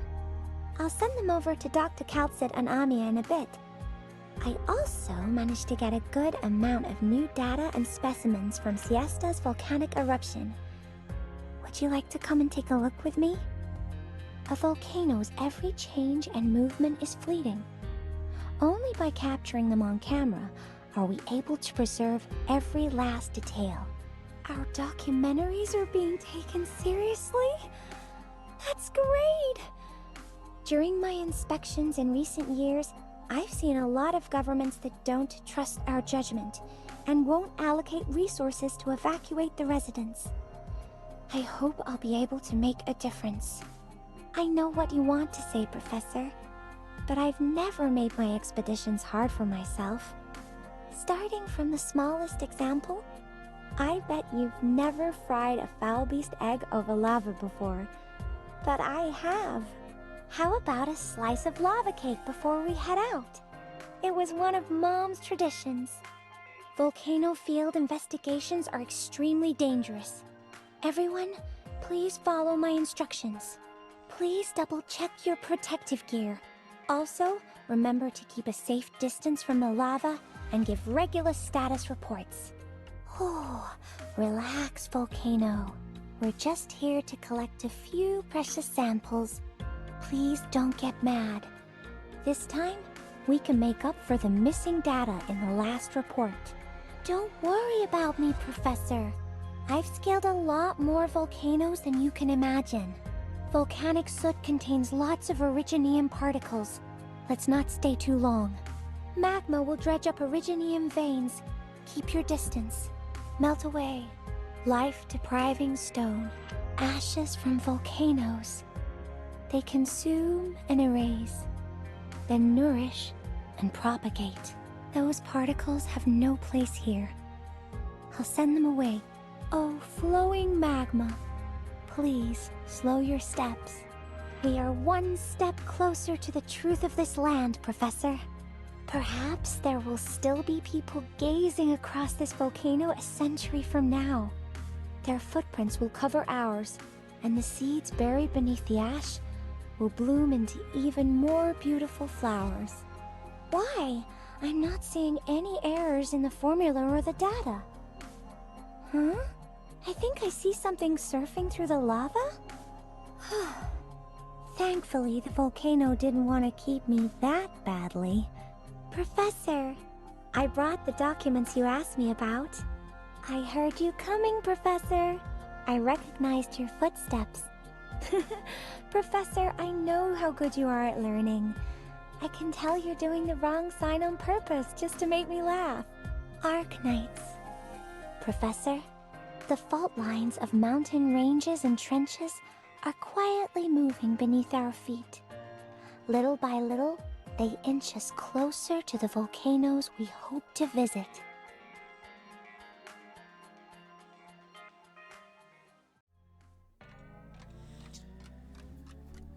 And that would be it for the whole thing for this side story. Unless there's gonna be something, I don't think there's gonna be anything on the final stages that are unlocking in a couple of days, but just in case, as always, if there's any kind of cutscene worthy of recording or whatever, I will do so and add it as a bonus episode to the playlist, but if there is nothing there, there's not gonna be any extra bonus episodes. But yeah, anyway, closing thoughts on the story as always. This was a great summer story. I was really surprised by this one. Like, I mean, last year's summer story, the Ideal City one with Gabriel and the Durins, was very interesting because of, you know, for the first time we saw how the Durins live or how they, you know, just deal with each other and stuff like that, their society and stuff like that. So that one was very interesting already by itself. And it was a bit funny as well, at times, until the later half when it became very serious. This one was really bittersweet is the thing that describes it the most. Oh, by the way, before I forget, I love the fact that we started episode 1 of this, or part 1 of this narration, with the day theme for the menu here, and now we're ending with the day theme, and in the two parts in between were in the night theme. Perfectly sandwiched, as all things should be. Anyway, coming back to the closing statements and stuff. Very good, very bittersweet story with quite a lot of comedic moments as well in between. Like, I do love the pacing of you being given a very sad, bittersweet moment, and then in the next section it immediately alleviates it. I mean, pretty much every single one of the Ponzirus, for example, scenes was literally kind of, I think, every single one was literally after like one of those bittersweet moments to just rattle you back very quickly, which thank you for that. And oh my god, poor girl. What the hell is that bad luck? Holy shit. I mean, the final moment there, she actually made it back to Siesta after Siesta got ravaged by the volcano. Oh my god, what the hell? Jeez, why? I don't know, can we just put like 50 billion four-leaved clovers onto her or some shit? Just put it in her hair, like ornaments. Maybe that's gonna alleviate the bad luck somehow. Oh, the poor girl. Anyway, was a good story with a lot of good supportive characters as well. I did not think I'm gonna like that I would have liked, for example, what's his face? Holy shit, Costa, for example. Costa's first appearance in the story, pretty much stuck-up guy, stuck-up office guy. But the moment it started developing, like his connection to the past and that he was a former musician, essentially, pretty much a rocker, and that he gave it up just for stability in life and his future and shit like that, that was kind of nice. Kind of made me like him quite a lot. But I think the highlight was Ennis and his family. Oh my lord, Ennis and his family and Ea's background finally being like more explored. Oh boy. I think the final scenes, obviously pre-recording when I was reading originally and figuring out the voice acting and stuff, the scenes with his sister, especially his operator record as well. That's why I was happy that I was able to add it into this thing, because oh my god, his relationship with his family is, oh my god, that is heartwarming and heart-wrenching at the same time. Also, are we ever gonna see Chuck? Are we ever gonna see Chuck? And is his surname Norris? Anyway, really, really good shit. Just to summarize, at the beginning of the story, he's a bit, you know, the first impression is he's a bit aloof, full of himself, maybe, potentially, but the moment it starts developing, the moment that you start meeting his family, and the whole thing starts becoming clearer and clearer, and you learn about his oripathy, so on and so on and so on, oh boy. Oh boy, did it start being like, oh god, this is gonna be one of those. And then Swire, I mean, she was there, she had fun. She's always fun to be around. Her playful, pompous nature, always nice to see. However, did her grandfather croak? Did he croak there at the end? Also, by the way, surprise Wei and Wu in the story all of a sudden. I was a bit shook when I saw him, like, what? But yeah, did he croak? And if he did, mwah, what the hell was that delivery there, literally, of receiving the message from his descendant as, haha, I have won. Croaks. What? Amazing timing. But yeah, also seeing the difference between him and Wei and Wu, great. Actually, that little moment was great. No matter what, even if it was super short at the end of the story, him potentially kicking the bucket and showing how he was potentially very bitter about what Swire is doing and how he's being treated, compared to Wei and Wu when he throws the same at his face of, well, just you wait until Shen does the same to you, and Wei is like, I am waiting for it. I'm waiting for my prodigy to do shit. That difference between the two characters, amazing. But anyway, I guess we'll have to wait for something in the future to hear if he actually croaked. I haven't read Swire's file, by the way, so I have no idea if it gets mentioned in there. So I'll get to it once I have enough resources to promote her, I guess, at some point. But maybe it gets mentioned in there. Who knows? Like I said, I haven't read it. Then, and by the way, I'm leaving Aya for last because that was my personal highlight of the whole thing. Her and Ennis. But let's rattle them off. Seeing Bison amazing, my boy. My baby boy. Being a bit older, of course, this is like the last time originally when we see him in Code of Brawl, and his operator record that takes place just before Code of Brawl, I believe that was the timing of that one, is 2 years prior to this one, roughly 2.5 years, and seeing him a bit older now, more confident, knows business, him sticking it to his father. Not with malice, of course. Just that. Yeah. Oh, I almost forgot. Yeah, that moment with him telling his father how the deal is going, and Swire recording that video and telling her grandfather how shit is going. Amazing. I like the back and forth between the two scenes. How both are delivering their message. That was great. That was really great. But yeah, it was nice seeing Bison again. Being also very involved in the city and stuff like that, and pretty much finding his own place and dream and moving on with his stuff. Snow Sand. This poor girl, can we not bully Snow Sand? Oh my god. Anything to do with money, her learning about huge numbers or how much some stuff costs. Oh, just freezing in the moment is just both how to put it? It both tears the heart and makes you laugh at the same time. That was comedy. Plus her doing shit around, helping people, working on the water park. Jesus Christ, she really is a top crazy engineer with the stuff she can do and pull off very quickly. That was superb. But yeah, it was fun seeing her in the story and interact with the other characters.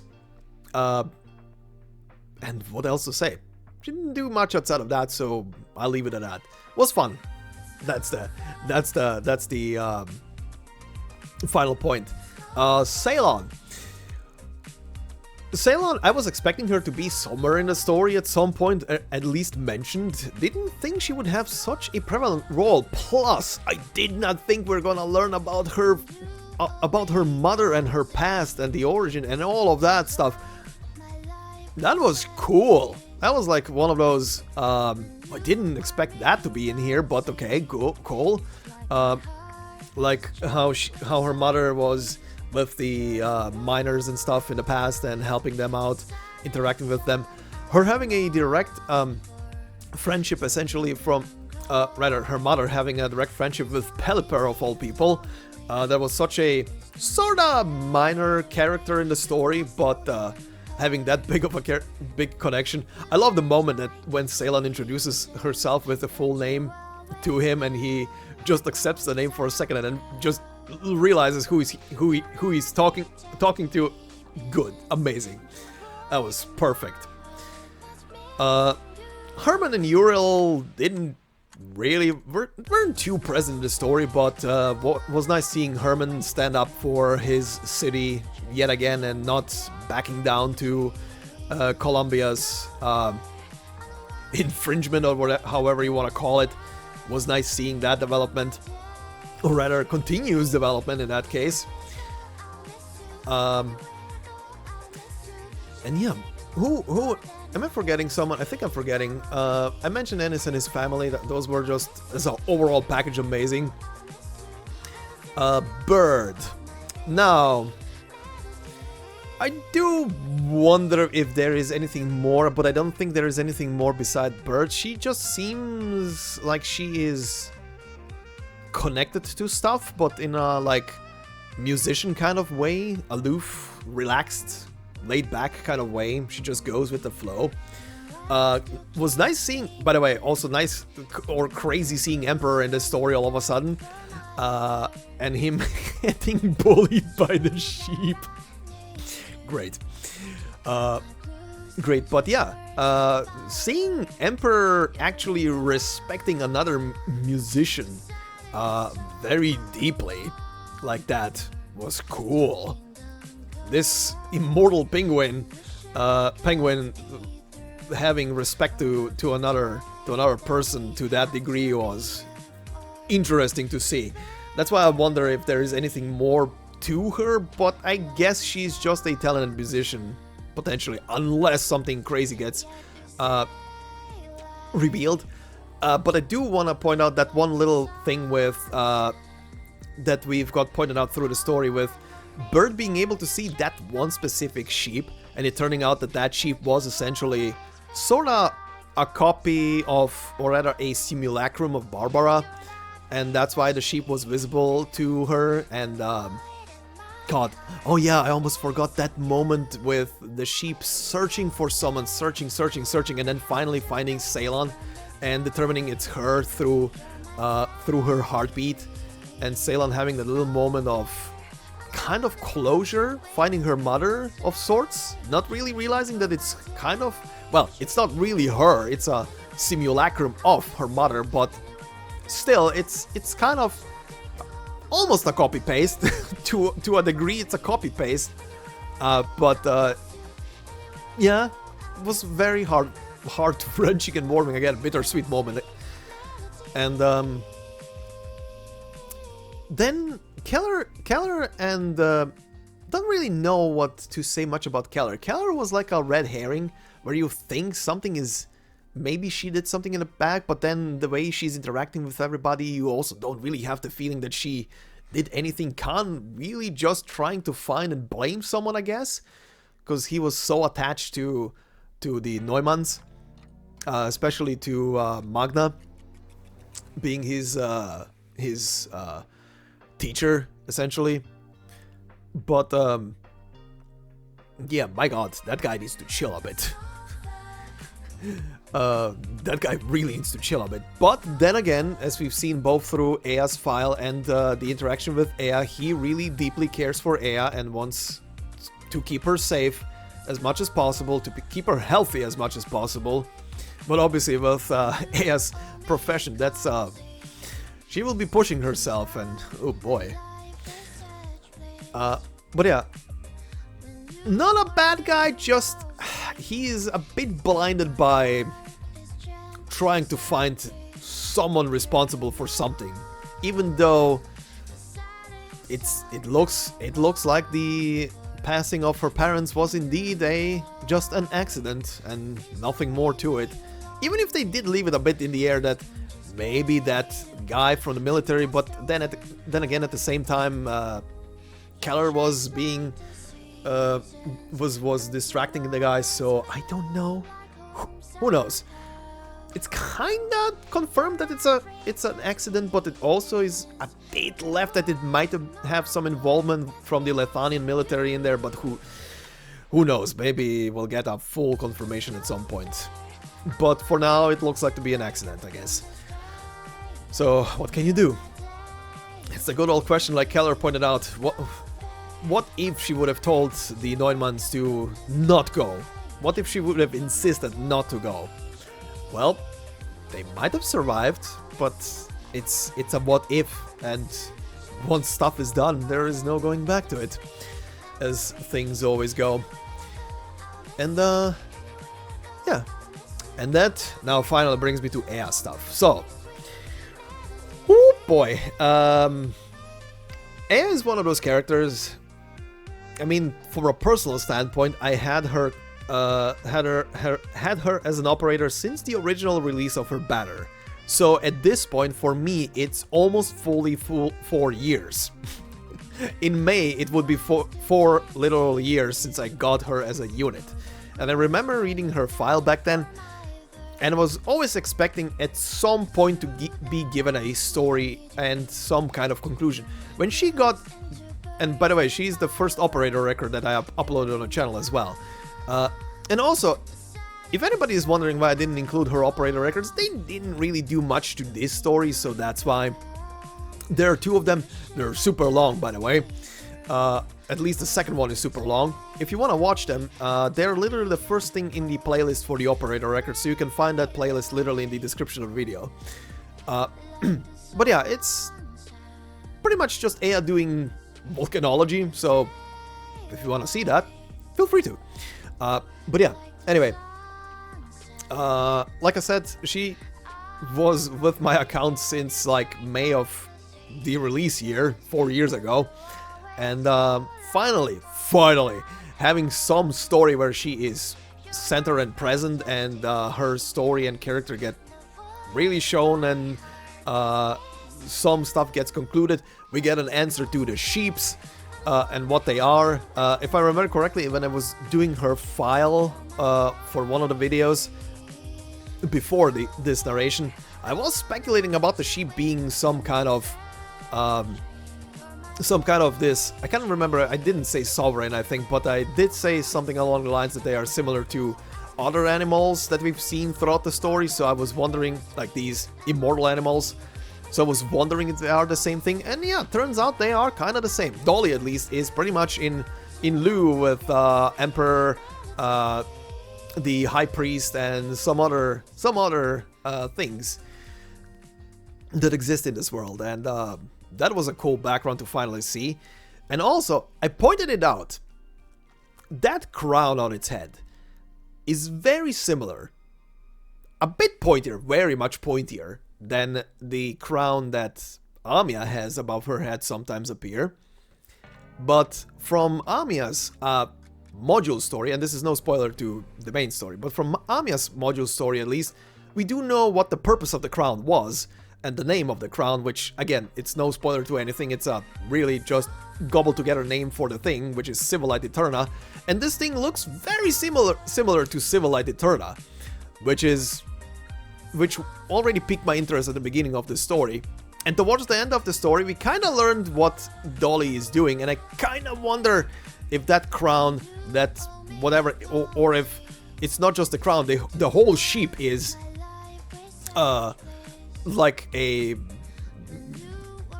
copy or a derivative, or maybe something that came as a byproduct or a prototype from the Civilite Eterna test stages? Question mark? I do wonder. I want to leave that in the air if that is a possibility. That would be crazy. Even though it is a possibility, because if you read a bit more into it, for those of you who are unaware, the first ever cloned animal, officially at least, released to the media, who knows if they did anything in the background, but that's speculations.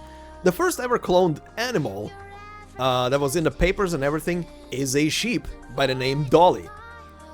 Which is funny because they literally went with this here, and this sheep is capable of cloning herself and producing clones where she essentially produces kind of like simulations of people, which again, Amiya's crown is able to dive into people's thoughts, emotions, absorb them, record them. I feel like Dolly is doing the same thing, just Dolly is also using the whatever power he has to produce essentially simulations of people that Dolly has met and liked through history. Interesting? I wonder if there is some correlation between Dolly and Civilite, but I guess that's for another time and another story to be confirmed or denied. We'll see about that. Food for thought though. But yeah, coming back to Eya, was really great to see finally everything about her, like character development and how she deals with stuff, how she longs for her family, that she finally found some conclusion in everything, some closure, and even in her file that we literally just went over, seeing that final bit in the promotion file that she actually went to the volcano where her parents died, burying some rock, and leaving garlands. Now, the way it's described, obviously it's described from another operator's perspective, seeing the garlands fly away. I think she gave the garlands to the two simulacrums of her parents. I have that feeling that happened there. But obviously it's being told from the perspective of someone else, so you have to guess what happened. And who took the garlands away. But very good closure. Very nice background, was good to see and hear quite a bunch about her parents and how they act. I mean, there's that whole special animation that they did for the whole thing as well, that is available on the official EN channel. If I don't forget, I'm gonna link it in the description of the video for those of you who haven't seen it, so you can watch it. It's very nice, very good, and sadly I didn't find a moment to include it anywhere in this thing. I was hoping there would be maybe a moment like around the time where she picks up the mantle, because that's a part of the whole that whole animation, Aya picking up the protective gear of her mother. Was hoping that that would maybe mark a good point to add it, just splice it in there sneakily, but sadly no, that would have flown very badly, so I didn't wanna. But yeah, conclusion, this was a very good summer story, and we're kind of ramping them up when you think about it. Every single summer story that came from, all the way back from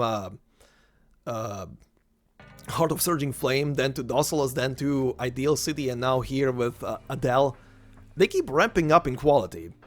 I do wonder what's gonna be and how the next one is gonna be like, but I guess we'll see in a couple of months what it's gonna be on CN. I'm not gonna be looking at any of the trailers, I'm just gonna see the banner at some point, but I do wonder what the next one is gonna be and where it's even gonna be. But yeah, this one was definitely the top. Out of the ones that we had so far, this one is for me personally the top one. Followed by Ideal City, I guess Docilas, and then probably, like, I would say both sorry. Yeah, no, I was correct. Adele number 1, Ideal City number 2, Docilas and Heart of Surging Flame are on 3. Because that one, the Obsidian Festival one is, well, that one is multifold, because that one also had a couple of extra scenes in there that was for foreshadowing for completely different side stories, out of all things. But anyway, this one was very good. I really enjoyed it. Had a lot of fun voicing, especially all the Dolly lines. Oh boy, the in every single goddamn sentence was I think it was starting to make me crazed at some point. God damn, I just wanted to add some flair considering it's a sheep, but hopefully I didn't overdo it. You guys can be the judge of that. But yeah, leave me comments, tell me how you felt about the story, of course, in its entirety. Also, again, I did not see, coming back to the comment from one of the earlier parts, I did not see any kind of retconning the previous story. Again, I saw nothing, literally. So I kind of wonder, if you're watching this, I kind of wonder what you meant. So considering we're at the final part here, please tell me if I've missed it. Again, if it's something character specific, like not retconning from the previous story, but from maybe a character's previous file or something, that's a different story. But do tell me in the comment section what you meant if you're watching this, because I'm very curious at this point. Because this is literally connecting to the old Siesta story and how it ended and how it proceeded. Because as a reminder, in that story it all led up to the volcano becoming active, the city having to be warned, and the citizens over the next 2 years being moved to the nomadic city that Herman was essentially building, in secret, sort of, just to be on the safe side. But yeah, I haven't seen any retconning from that part. But anyway, like I said, tell me what the retcon was, because I'm curious. If I missed it, I missed it. I can't help it. I will be appreciative if someone would inform me. But anyway, thank you for watching. If you've liked this, please consider leaving a like on the video. It would help me a lot, of course. It mean a lot to see the interaction with the video. If you're new to Arknights, new to this channel and Arknights in general, and have watched this entire thing through all the way here, subscribe. Thank you. Sorry. But yeah, consider subscribing. And if you want to support me and my work more directly, as I always say, there are memberships on the channel with multiple different price values on it, and they're all pretty cheap. And no video will be ever behind a membership. It's literally just there to have a more consistent support for the channel. And yeah, thank you very much. Like I said, hope you have a amazing day wherever you are, and I will see you in the next one. Until then, bye bye.